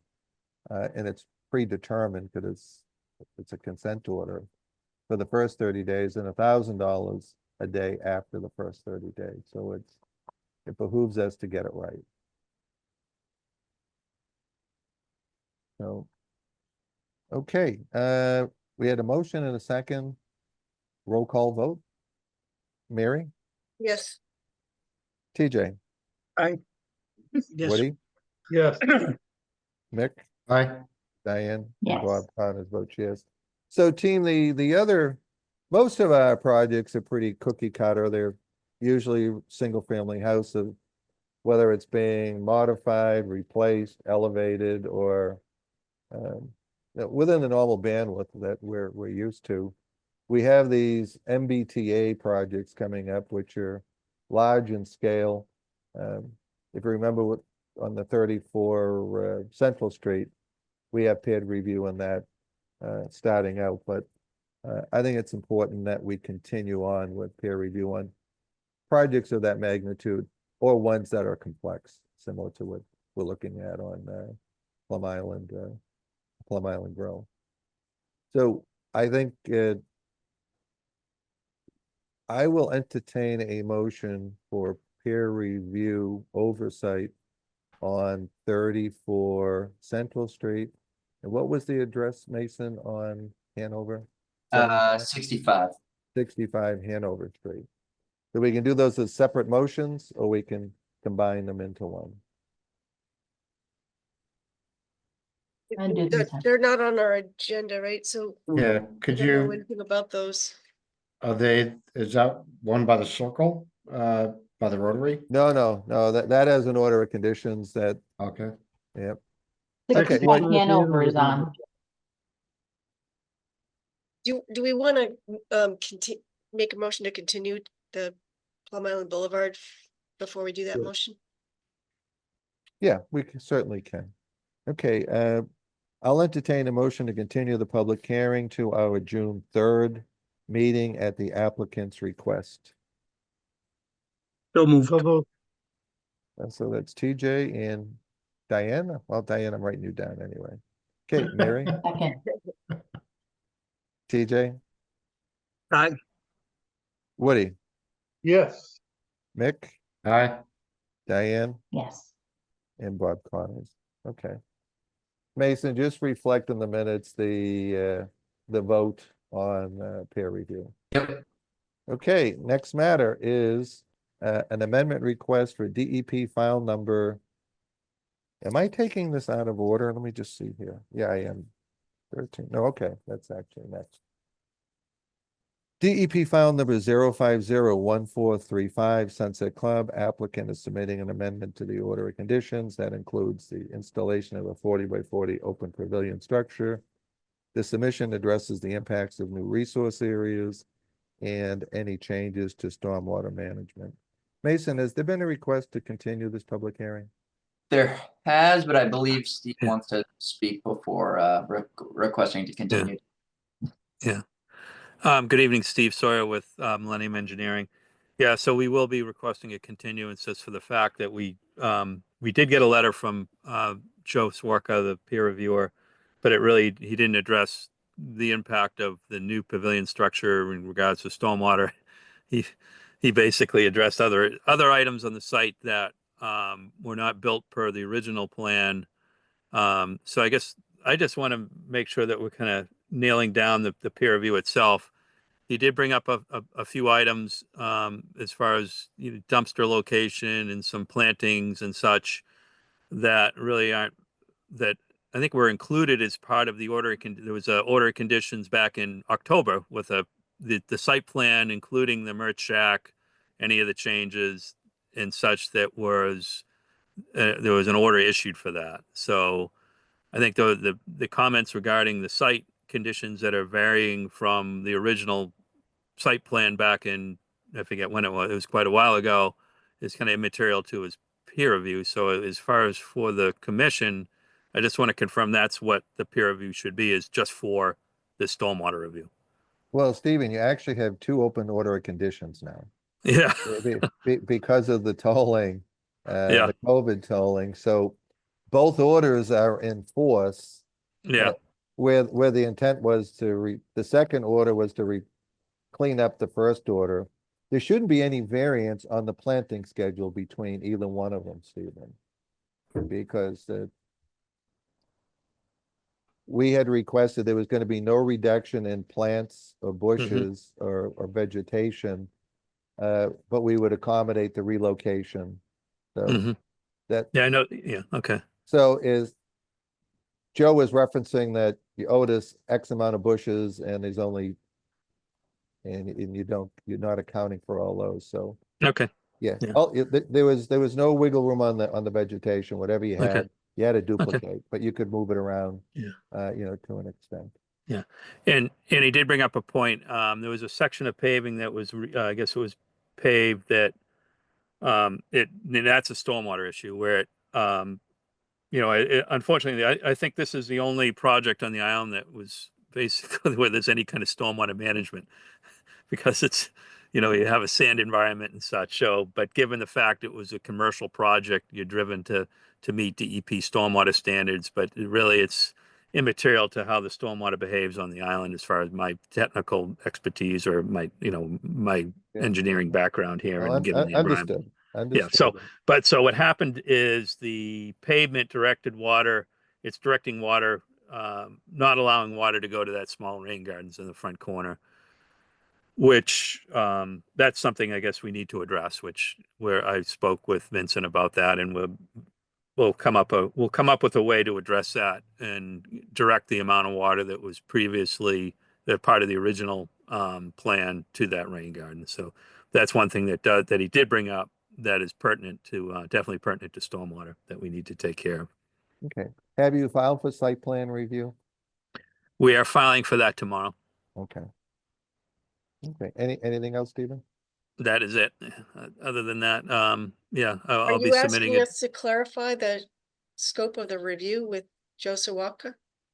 Is that what you're? Well, I think it was clarified that as far as the planting, I think I'm clarified that as far as the planting comment that's included, just to clear, and I think there was the dumpster.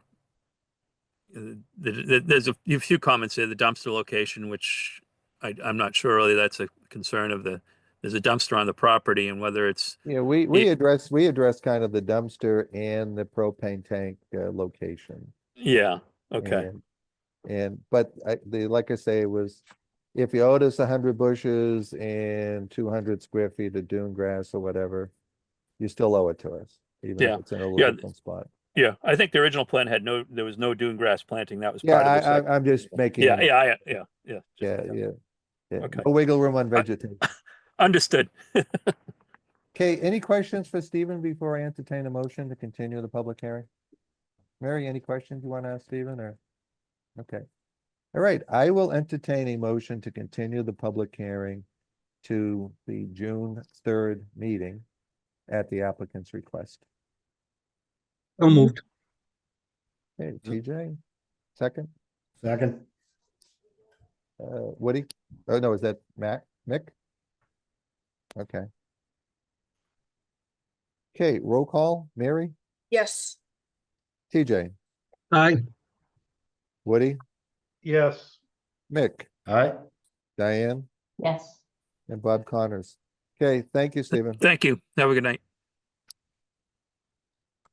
Okay, next order of business is a notice of intent, DEP file number 0501448 Northern Boulevard.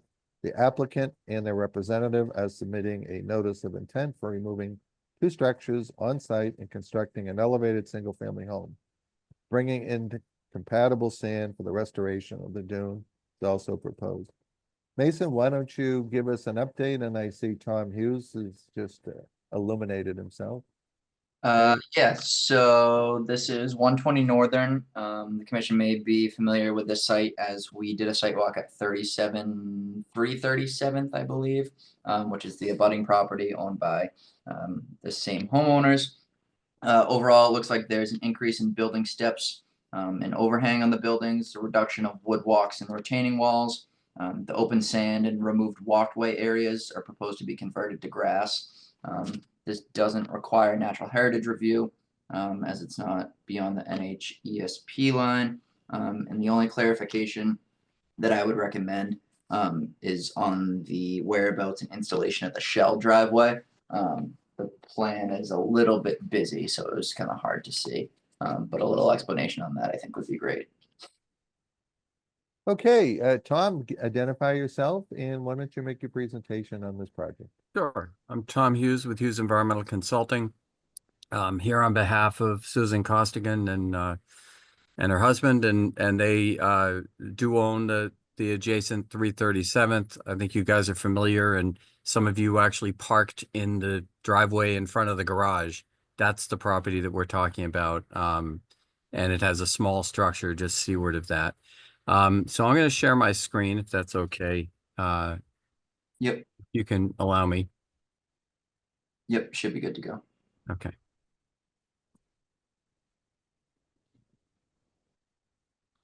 All right, so this is the lot. It's a fairly large lot, extends all the way out to the just near the Dune Beach interface. That actually is located a little bit further out than this depicts, but we're talking the garage, the existing gravel parking that leads to the garage, and the existing structure on site right here. And actually, what I'm going to do is I do have these aerials in my NOI, but they've just come out with 2025 aerials. So this is 2 weeks ago or 3 weeks ago. So this is a spot on exact, image of what's out there today. So you can see this garage, you can see this recessed parking. It actually kind of goes down into the garage. There's retaining walls at each side, and then the garage, and then this structure right here. You can see the sewer pipe right there, the vent. And what we'll be showing you is the plan is to remove both structures, to remove the 2 retaining walls, to remove this existing parking surface and driveway that accesses the garage. And we will add clean compatible sand in where the dune has been sort of deformed by this structure. And we'll also be filling in the void from this as well. So we'll be basically restoring dune form straight through in this area. and I'll show you on the plans, but I think looking at the picture is a good way to kind of describe how we're going to be healing the dune as part of this. And then the proposed building overlaps with this garage area pretty closely. Then we have a deck on the seaward side and a smaller deck on the landward side. So let me get into the back into my presentation file. So the location, it's located on Northern Boulevard on the eastern side of Plum Island, which is obviously coastal dune, Barrier Beach. It's located in the VE16 floodplain. Natural heritage, you can see that the habitat line is significantly seaward of our project area. In the VE16, this is actually an older aerial photograph. So I just showed you essentially the same view, but, you know, a couple weeks old, but I think this has the assessor's lines on it as well. So it gives you an idea of 37th Street, the existing drive, parking and garage, and then the existing structure right there. This is the 337th that you guys did permit recently, and you did a site visit. Many of you were able to attend that. So in terms of the site and overall stability of the area, basically we're in a no statistical change area in terms of the shoreline change maps. The area is relatively stable. I actually have worked in this general part of the barrier going back. I think my first project in this area was almost 15 years ago. So I've actually seen it accrete, and it really hasn't eroded in any significant way. It's really been an accretionary environment that I've observed out here. It's a really relatively stable area.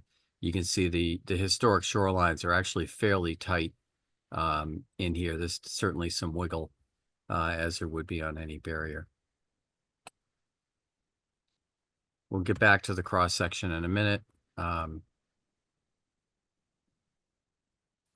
So this is just showing you a zoomed in version. We have a zoomed in site plan and a zoomed out site plan. These areas are hatched green because we're removing the structure, planting the path. You can see that we're adding sand to essentially restore some of the volume that is kind of missing from the dune as a result of this shelter from that, from winds from this existing structure and from just general trampling of the dune, et cetera. We essentially fill right across the existing depression of a drive. And then we create the new structure, which basically the road side of it is here. This area here then becomes a clamshell or gravel drive right here. So that's the area that you're asking about, essentially to access under building parking. So we're not expanding parking or anything, but we're just essentially making more efficient use with the building going over that. So we have a deck, a stairway down, and then there's a smaller deck elevated on this side, HVAC units, etc. I also just downloaded or put on the zoning filing, so I'll show you the architect's view of the structure, which I think might also be helpful.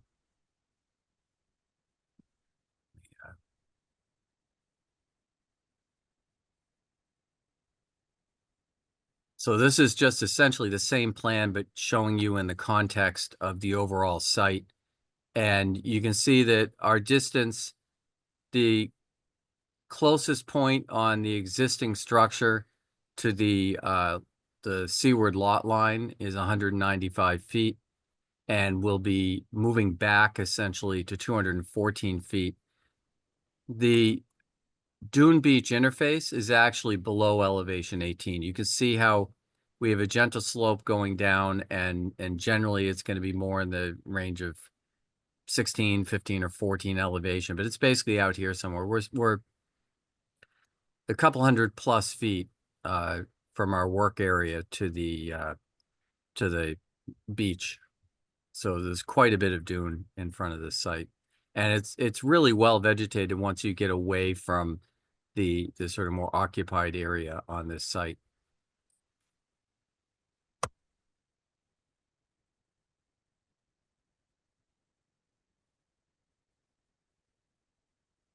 And this is just the existing conditions plan.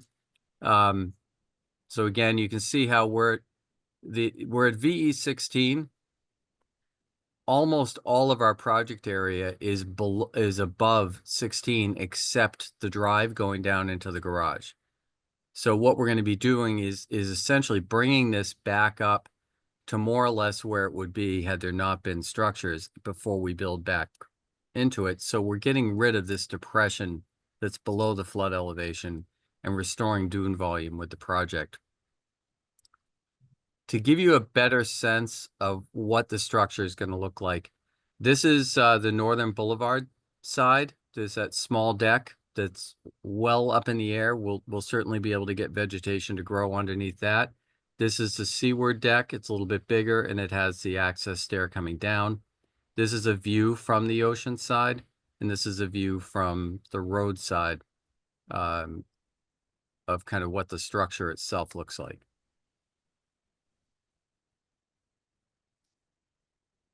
Now, let me go back to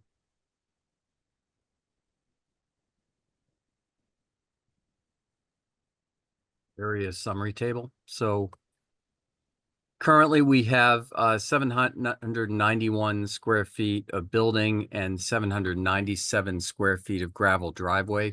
So we're increasing building deck, steps, overhangs, but we're reducing the drive essentially because we're overlapping where there's existing drive with the structure.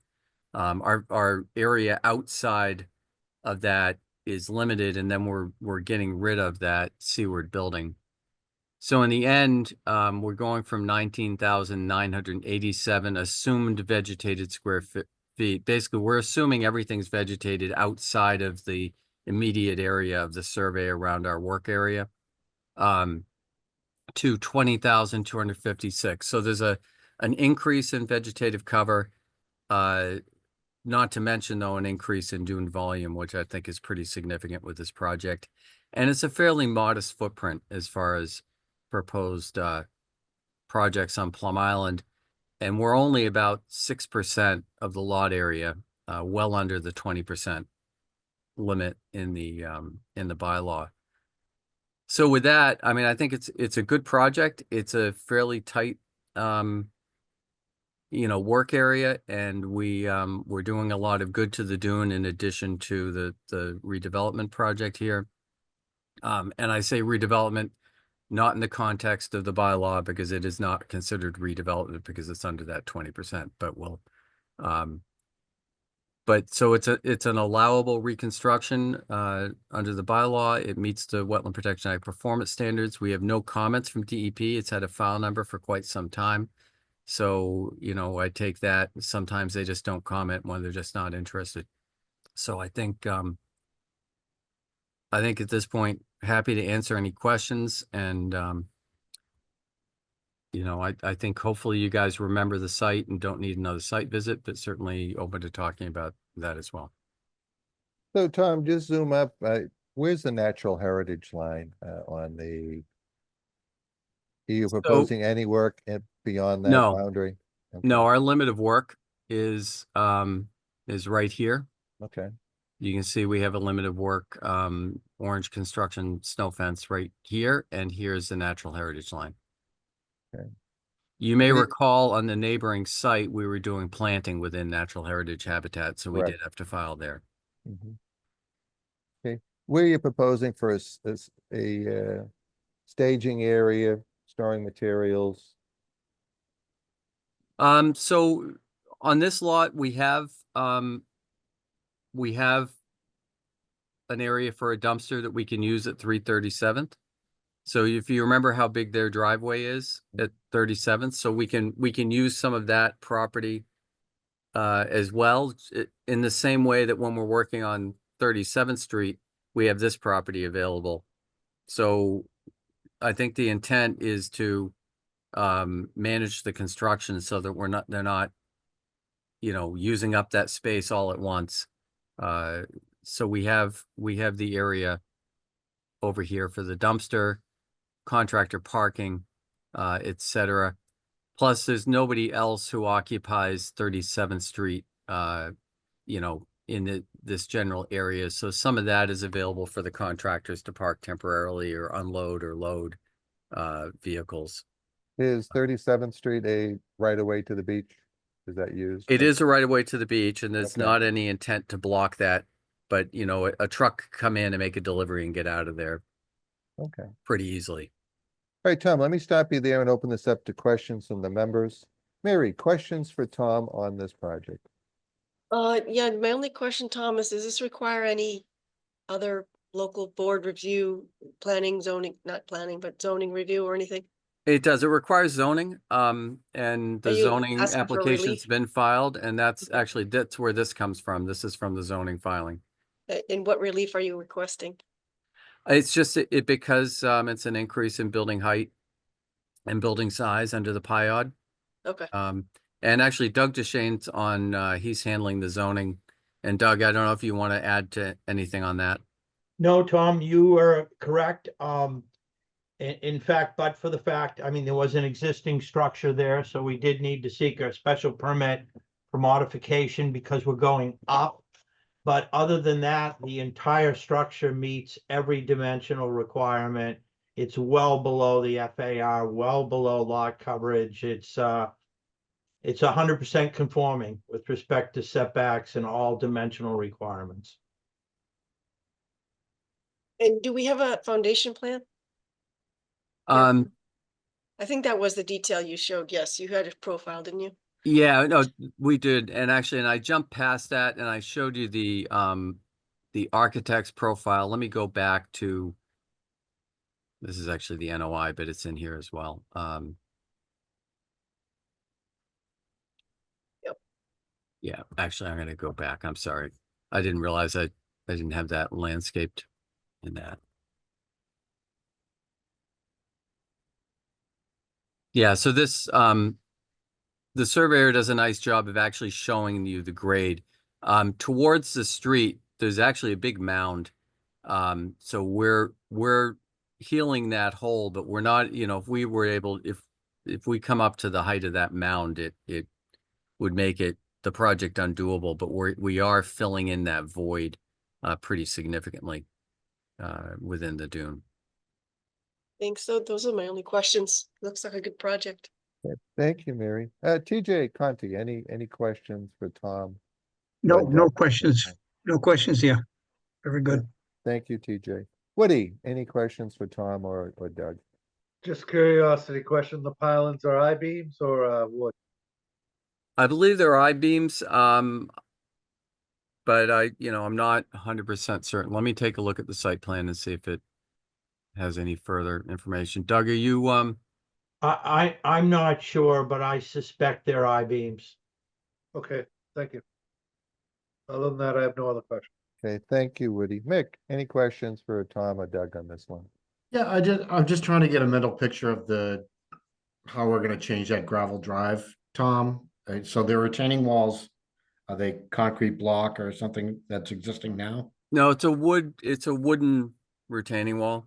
So you're gonna remove those and you're not gonna remove the depression, but you're gonna reduce it, I guess? So we're actually doing a little bit more than matching the grade on each side.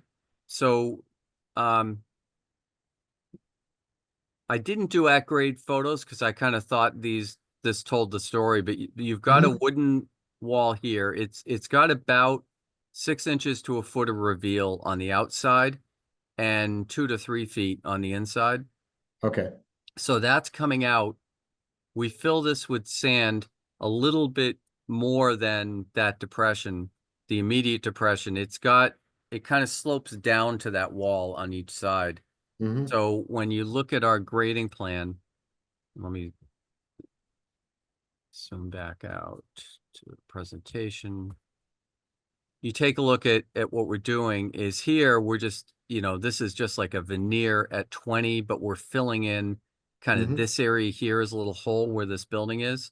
Yeah, You kind of see that. So we're kind of filling that, matching the 20 to the 20. Then we're matching kind of 19 to 19 over here. Okay. So we're sort of filling, and then we're bringing 17 across. And 17 is located maybe 3 or 4 feet away from those wing walls on either side. So we're essentially going, we're getting rid of that immediate drop and cut into the dune that was formed. It's pretty clear when somebody built that garage, they basically dozed out the dune to keep the garage profile low. Right, right. So you'll be returning, there'll be a lot of, disturbance, I guess, earth disturbance in that area, so you have a Yeah. plan to accompany all this. Yeah, I mean, so basically you remove the gravel, down to the clean sand. We add in the compatible sand, and then we put the new surface back on in the area that's going to go, under the building and for the parking drive, part in front of it. Understood. Okay. And as far as demo and construction, your primary access is 37th. You're not Yeah, gonna it's work from Northern Boulevard. no. In fact, if you see our limit of work fence actually cuts off here, because Okay. we want to stay out of this. It's kind of a mound, and I'm suspecting that it's a mound that's made up in part of some of the sand that used to be here. And there's also, let me see if it shows on that image. Hold on a second. The controls just got in the way. Let me,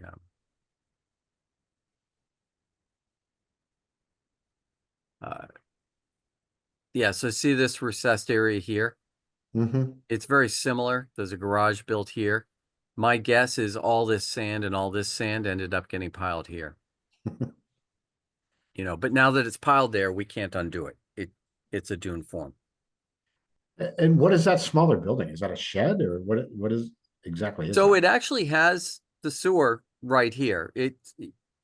I've referred to it in the past as a boathouse. It is kind of like an old shack. Camp? Yeah, just a real tiny little camp. Okay, and you have a revegetation plan to accompany all this?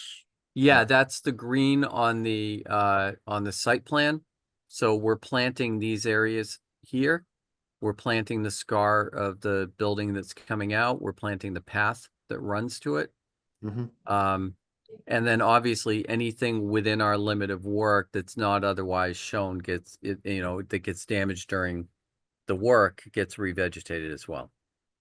Okay, and so parking, you'll have a couple spots underneath and 2 spots probably accessible. There's to the not really much 37th. room for this is not much of a drive. Okay. So it's probably, maybe you could pull a car as far in as you could get, and maybe you can get a car that's half in and half out if you had to. Right Mhm. now, there's comfortably 4, maybe even 5 spots on site if you pull into the garage. Okay. So it's probably a reduction in parking spaces, and it's certainly not an increase in the area either. Okay. All right. Well, thanks, Tom. Thank you. Thank you, Mick. Diane, any questions for? This is directly across the street from me. So I think I'm gonna have we have 2 big projects going on, it looks like. I think it was Bob, I think you said if you like the view, buy it, right? So I didn't buy it.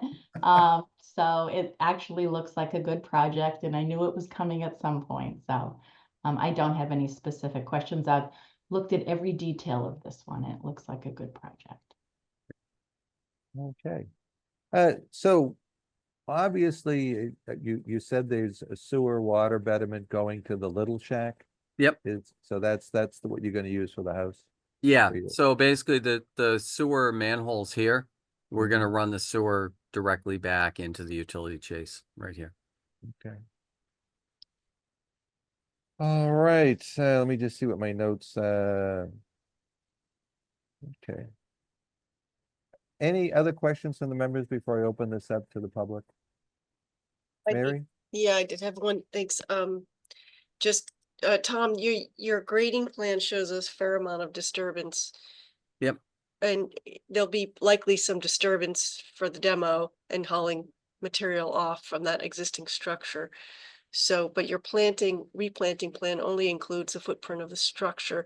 I know that you're probably doing that to create your table to demonstrate the offsets, but I would assume we need to replant that whole area. That's Yes, yeah, regraded.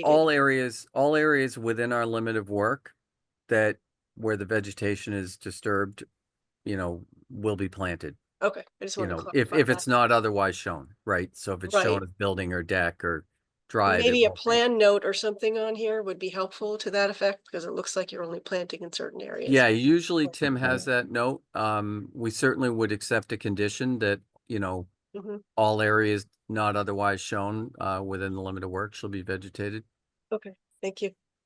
And some of this will be a veneer over Right, some and would it'll grease probably around. stimulate, yeah, it'll Yeah. probably actually stimulate growth, but I would still recommend that we plant it, and what's the worst? We get some extra veg.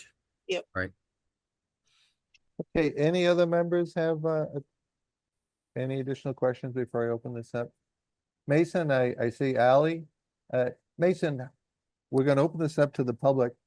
How many do we have? How many people are raising their hands from the public? We So we- have one right now. Okay. So Ally, if you could give us your name and your address and then ask your questions to Tom or Doug, depending on the question. You get it. It's Allison Pike, 122 Northern Boulevard. Diane, we're neighbors. I am the troublemaker from the last project. Sorry, I was very cranky. I was in the midst of cancer treatments. I was quite cranky the last time I was at your meetings. This project looks great. I just have a few questions for the team. So when you're planting beach grass. That's what the planting plan includes. Is that Yes. correct? Yes. And then on here, you have proposed utility platforms. Will those be coming off of the building at height of the first level, or will they be placed on the dune? No, those are placed at least 2 feet above grade, but they're placed on the structure, you know, They'll jet out from connected to the structure. They're elevated up Okay. off grade, and in this case, since the floodplain elevation is actually lower than our ground surface, we have to have a minimum of 2 foot clear underneath. Okay, so they'll come off of the building. Great. Yes. And then the only other thing that I noted was that there is a pretty well-established native beach plum bush that abuts that boathouse currently. Will that Right. be maintained when you take the boathouse out and do your plantings? I don't think we're going to be able to. If the commission wants us to, we certainly can try to replant some more beach plum in there, you know, 2 or 3 beach plums somewhere within our limit of work. The one problem is the beach plum is doing so well because it's partly sheltered by that building. And it is a fairly exposed area when the building gets removed. But I think we may be able to either plant that on the landward side of the proposed house or somewhere where it's still maybe kind of right in here, we might be able to do it. We're certainly open to putting some in. We normally say American beach grass 1 foot on center, because when folks like the Costigans are working with the architect, they're so focused on the house, and thinking about landscaping and outdoors is tough. So it's not uncommon for us to go back to the commission later and say, hey, we'd like to throw some bayberry in as well, and we'd like to throw in some, you know, some other woody vegetation, and then the agent can make a determination whether we have to go back to the commission or whether that is something that we can just do within the permit. We're certainly not opposed to doing it, but as I said, it's really hard until your framing is in and your siding's on and you start to see the landscape the way it's going to look, for people to think about things that are creative outside the building. I'm less concerned about what they're gonna add for planting. I'm sure it'll be lovely. These plans are lovely. The plans for the other home are, visually very appealing. I'm not concerned what they're gonna do for plantings. My concern was with the existing, very well-established, very large beach plum bush, if it's possible to keep that in place. There's such a good anchor for the grass. Right, you're talking this area right here. It's on that back corner, yeah. Yeah. It's such a well-established one, and we don't have many on this area of the dune. I'd hate to see it torn down if it's possible to leave it undisturbed. Yeah, I have to say, once this building is gone, I don't think it will survive very long because it will be too exposed. If, depending on the time of year we do the work, if it can be transplanted, we may be able to put it in the shadow of the new building Okay. on this side and get something to work. Again, we're open to trying to do that, but the best chance is to replant it somewhere where it's going to have some shelter. The reason you don't see beach plum on this part of the beach is because once you get seaward of these homes, they're exposed to the northeast and southeast winds and sand movement, and beach plum are not a fan of the kind of rapid sand burial that you can get in that area. Yeah. Okay, thank you. Okay, anything else, Alan? No, thank you. Okay, we have one other raised hand. Mason, that anyone else is this? It's showing up as endless sky, and I'm not sure if that's the. Yeah, I think that's the only other hand we have up as of right now. Okay, listen, if you could give us your name and your address and address your questions to either Tom or Doug, depending on the nature. And you're on mute.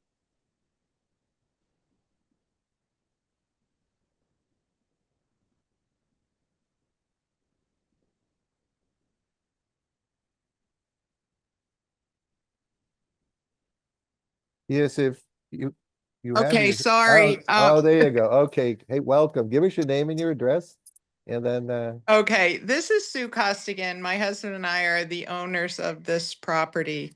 Sorry, I can't figure out how to get my video going. I'm on my phone and I don't usually Zoom this way.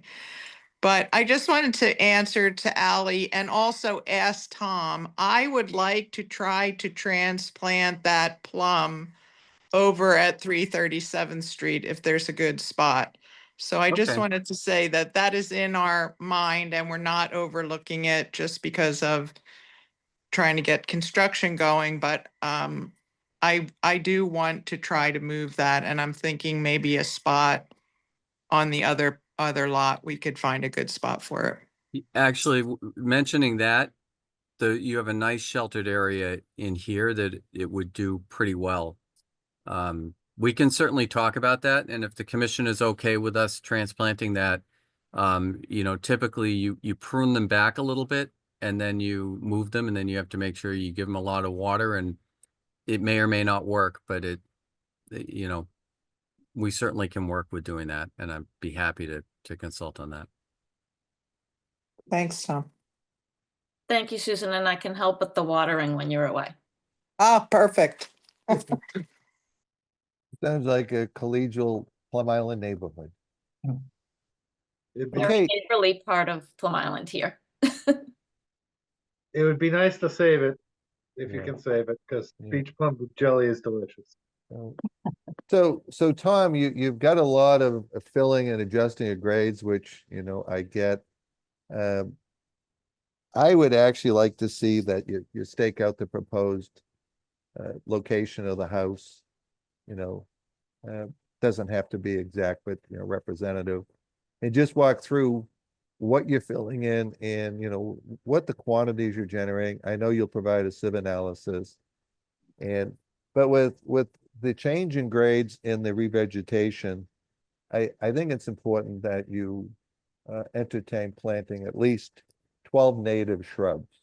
Now, they can be determined over a period of time, but I think you might as well incorporate something now. And because they're going to come in some sort of a landscape element down the road. And it is good to add some shrubs to these projects. Yeah, we're happy to do that. In terms of, and let me get back to the project plan. You can see right here, the footprint of the garage. So basically the seaward side of the garage is is as far east as the side of the building really gets. It's more or less in line with that. It's a touch further right here, and then you have the stairs and the deck are right off that. So it's really right in line with what you're seeing for the Yeah, my concern, what I need clarity on is where you're adding, Phil, how you're blending these in. yeah, you're- and that's the thing that and actually I met Mason on site, and when you're standing there, you can see that you have this nice dune form that exists in this area, right? And then you reach this area and it's hollowed out, and you can see it in the contours. So what nature would have had as a nice smooth slope turns into kind of a hole where this has sheltered from the winds and deprived this area of accretion of sand. So what we're doing is we're essentially matching grades here to grades here and running the contours across. So as we do that, we're filling in the hole created by the sheltering from that building, because that building goes right down to grade and has blocked sand movement. And then here we're continuing that in order to get rid of this hole that's been created, artificially as the garage was built. So what that looks like on the plan. So if you take a look, and let me zoom right in. Yeah, So- no, I understand the plan, Tom, but we're looking at a one-dimensional, Right. bird's eye, and you're proposing bringing in a fair amount of fill. And we are. and then it's going to be, what are you you're not doing it by hand, you're not doing it by wheelbarrow, you're gonna be, what's the equipment you're proposing to use to bring this up to grade? And and to Mary's point, I just need more detail on what the quantity of material that you're bringing in. I mean, it doesn't have to be to the cubic yard, but I'm suspecting you're bringing in 200 or 300 cubic yards of material here.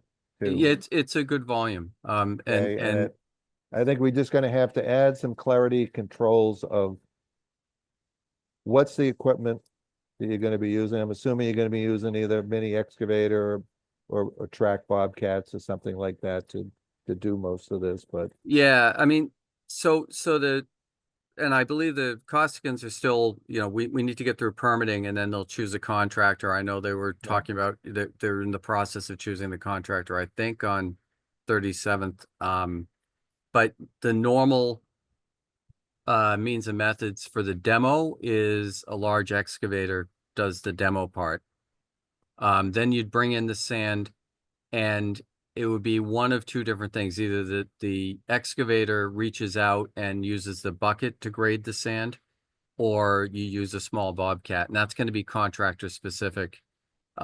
So it may be something where it might be more appropriate to do a condition prior to start of work. We give you the means and methods on how it's going to be done. I did want to zoom in and point out that, so here, if you look at this proposed 20, we're inches right here of sand, like literally inches. And then as we get into the hole of the where the building is, that's where now we're bringing elevation 19 here up to 20. So we're kind of flattening this area out, making it far more gentle. And then here it's 18, we're bringing it to 19. So that's a foot of material going in there. And again, 18 to 19 here, but here we're meeting 19, 18 here, and here it's 18 already. So we're basically meeting grade in places, and then where we have the hole from the historic use, we're essentially filling in the hole, but it's a big wide area of sand, but in a lot of places it's inches to a foot deep, just to kind of restore dune form. no, from no, what's been rocked. I think we understand what you're proposing, Tom. It's just putting eyes on this, existing vegetation we went across the street, but we didn't do anything on this lot. Sure. so. Yeah, I mean, so if you want to do a site walk, we can certainly do that. You know, we can get it marked out and we can meet you on site, and maybe I can even have some grade stakes placed. So you know, that would show you, you know, in here where the fill would be going to in a couple spots, just to give you an idea of how much fill is involved. And when I say fill, I mean clean compatible Yeah, yeah, and no, of an I said, appropriate grain size, but yeah, no, I fully understand that. Okay, are there any other questions, Ally? Yeah, Tom, the work to take down the boathouse and then replace that sand, which I think will be great. Will that be happening from the path to the beach or from the construction site of the home? well, since we're already demoing in here, I believe that the best way to do this and would be from within the fill area. Because, and let me go back. So looking at, we have kind of up to here where it's improved more or less as driveway. So it's possible we might access in here, but I think we're demoing this whole area. And then we have sand here, so it makes the most sense to kind of demo this and go up in here. We can prune this back and with the excavator actually dig out the beach plum and then reach over and get the building. Okay. You Yeah, know, but 'cause we're not going to want to block people walking to the beach. You know, timing for the beach was my question, the timing of the project, if you were going to access it from the path, yeah. right. Yeah, I mean, Tom, where you're going to be changing the grades, wherever the equipment allows, it's within the footprint of what you're changing grades. You're gonna restore it anyway, so it's.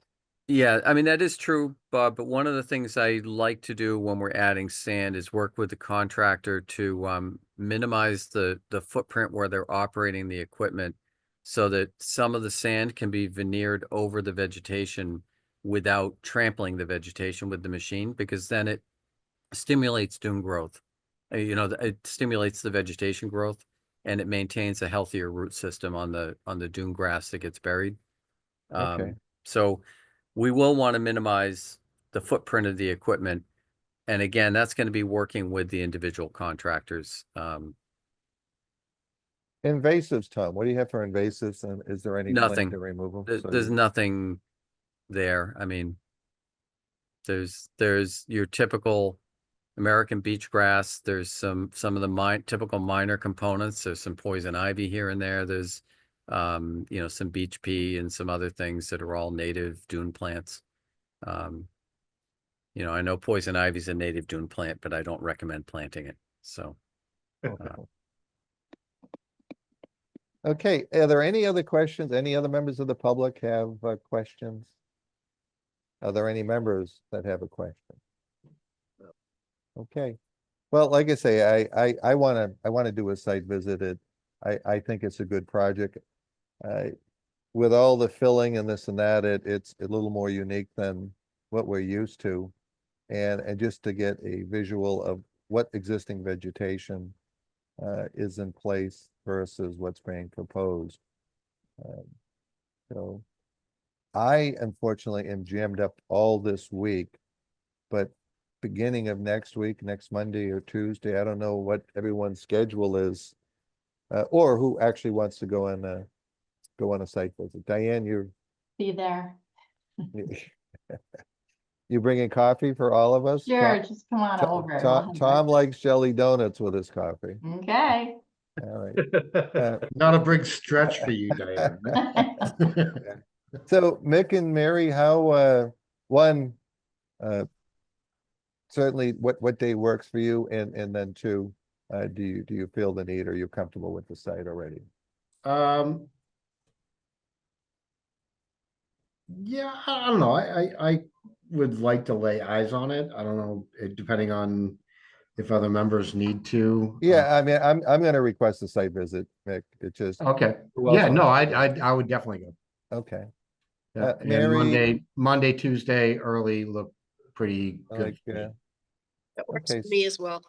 Okay, so if we did Tuesday at 8 AM. Tom, how does that work for your Perfect. schedule? Is the coffee and the donut gonna be at my house first so I can wake up? Well, Yeah, sorry. no, I'll, Easy. Yeah. You're pushing it, Tom. yeah, no, I can make 8 o'clock out there. I Okay. generally prefer 8:30 or 9, so I can at least get in the office and put out a fire, but that's fine. I can get there.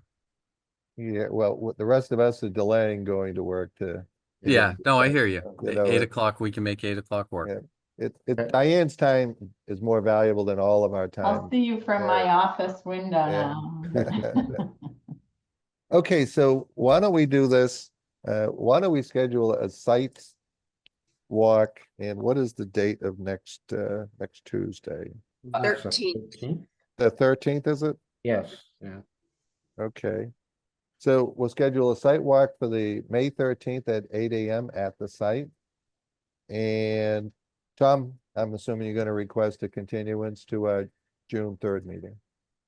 Not unless you want to approve it and, yeah, you want to approve it and then do the site walk? No, certainly, we would request to continue to your next meeting, and we'll do everything we can to get some stakes in the ground before the site visit. Okay. And see you guys on site. Yeah, and again, it just has to be referenced. I'm not looking for it to be. Yeah, I mean, worst case, I can pretty easily interpret the plan. I mean, you could spray it with paint too, just as easy if you want. And I prefer stakes. I really don't. I know the paint does go away, but I'm not a fan of painting too much out in the dunes. Okay. Okay, I will entertain a motion to continue this public hearing to June 3rd at the applicant's request. So moved. Second, Okay, Woody and Diane. Okay, all in favor? Mary, Yes, TJ, Hi. Woody, Yes. Mick, All Diane, yes. and Bob Connors. Okay, guys, we'll see you on Tuesday. And so Tom, like I say,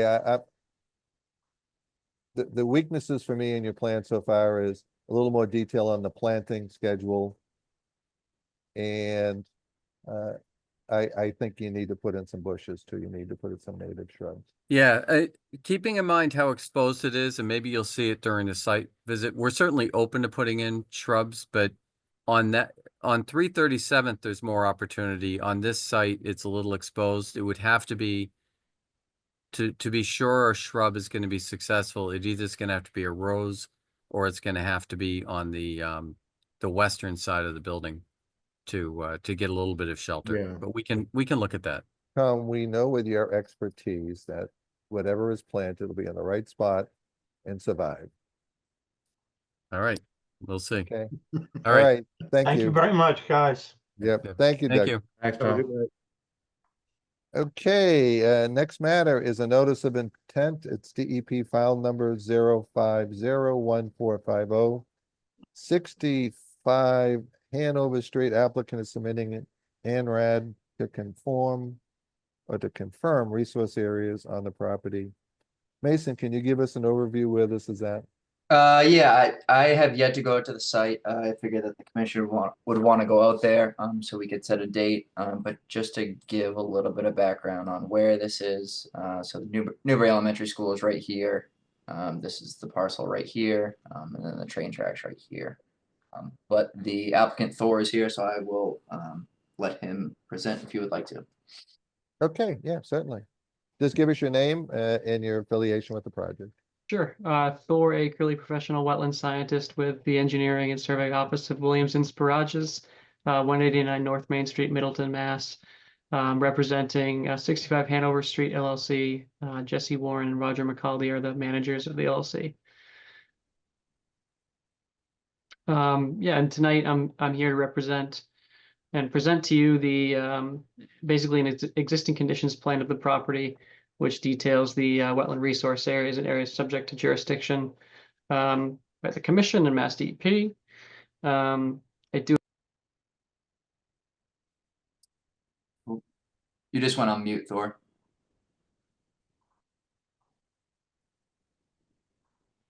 Sorry about that.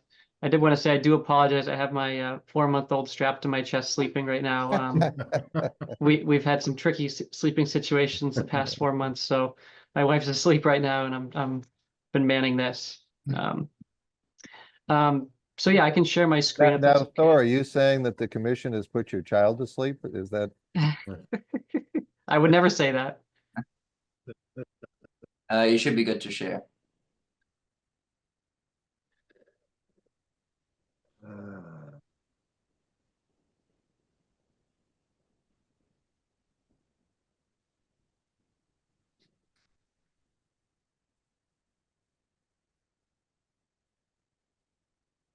Okay, I'm really sorry. I'll have to excuse me for just a minute.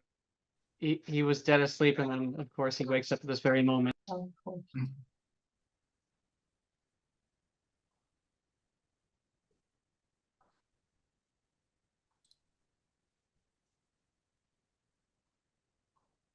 Well, you know what, while Thor is attending to his child, we were talking earlier about on these larger projects, especially these MBTA sites, about peer review, simply because of the complexity of them and the limitations of all our time and certainly Mason's. So discussion on peer review on this project.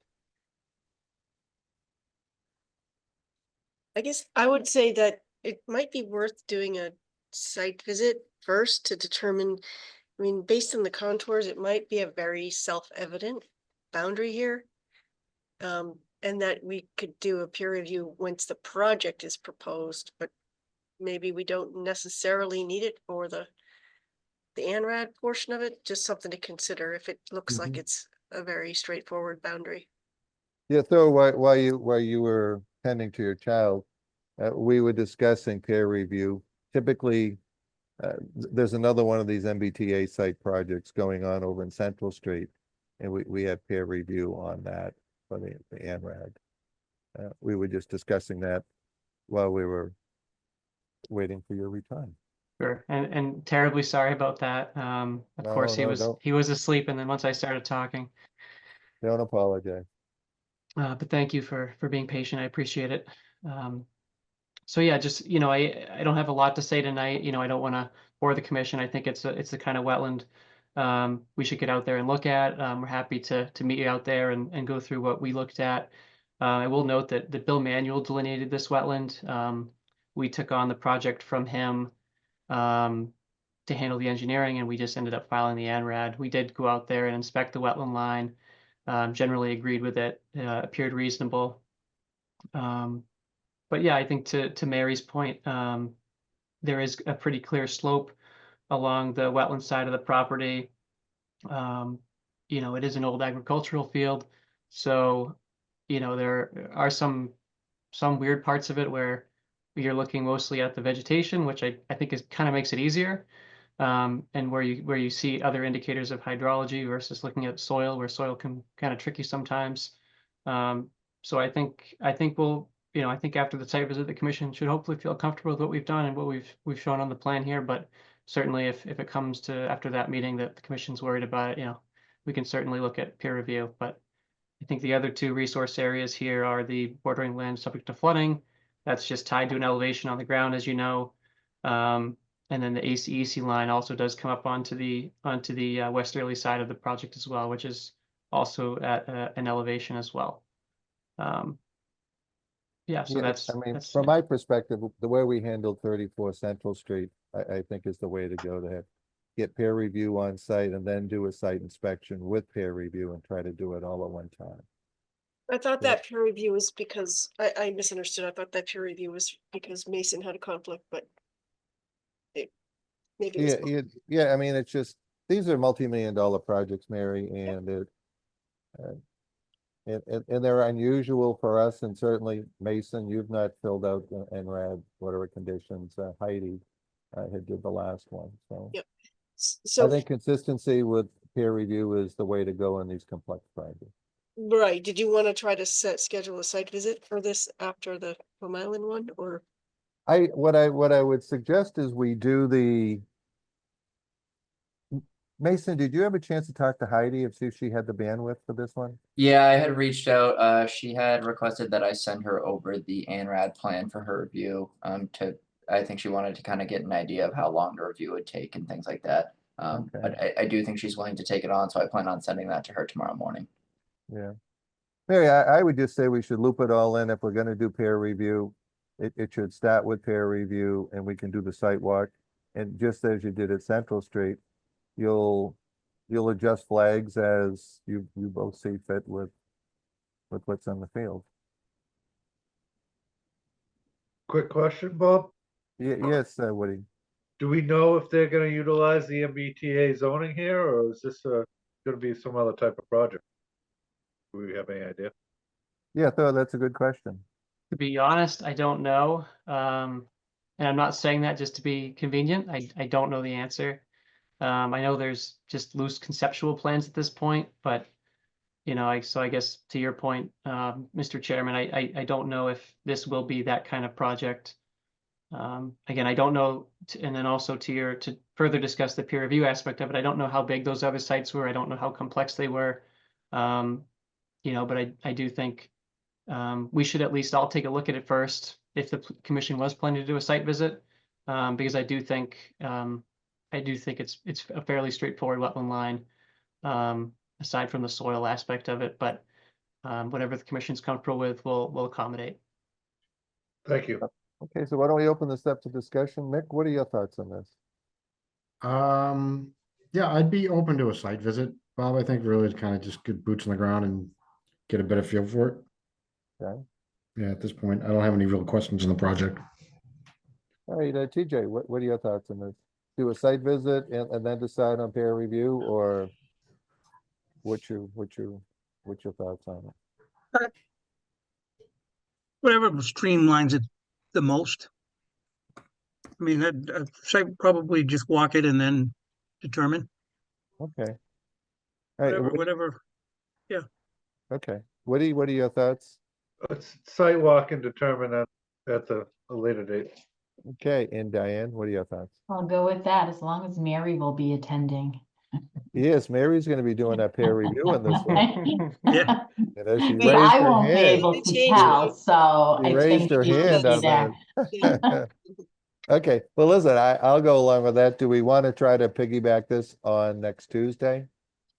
We had 8 o'clock at on Northern Boulevard, or whatever that was, 40, 120. 120. 120. Do Do you want to 8. try to do it then? And Works does anyone for look me, at the? but it's everyone else. I Okay, likely cannot do after that, but like I said, I'm not the expert in this area anyway, so it okay. won't be missed. Mary, does next Tuesday at like say 9 o'clock, or man, I don't know if we're not gonna be, you know, Yeah. if we only have one donut at 120 Northern Boulevard, we should be out of there by 8:30. They're 8:30, yeah. Yeah. 8:45 at Hanover Street. 45, yeah. Yeah, okay.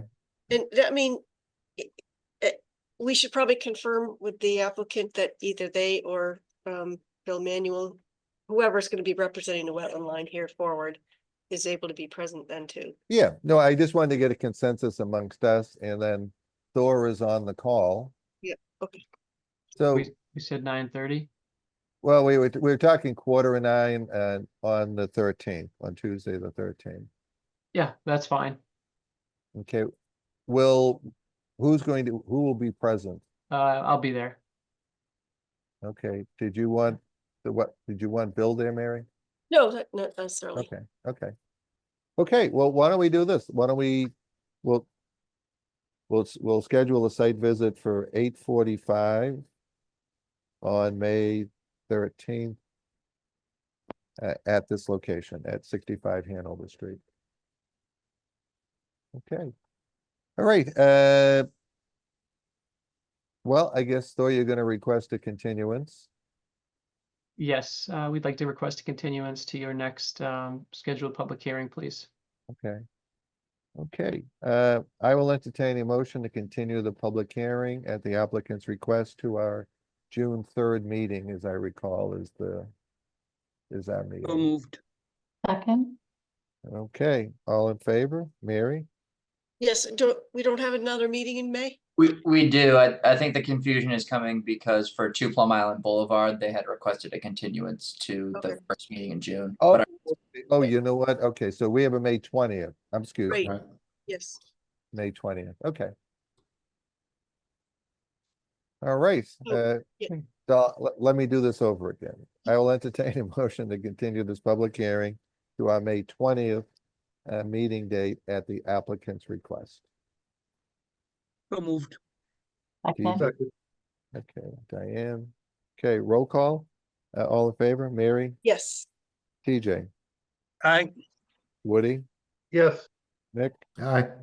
Diane, and Diane. yes.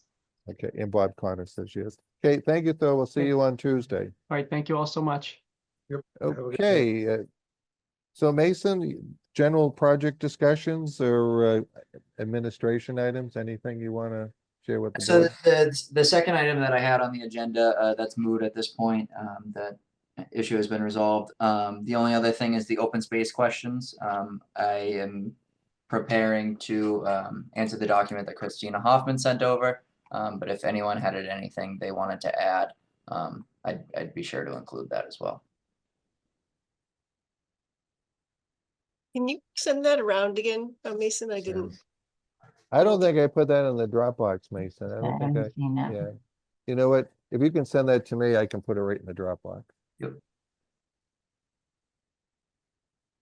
This is the open space question? Correct. Yep, okay, thank you.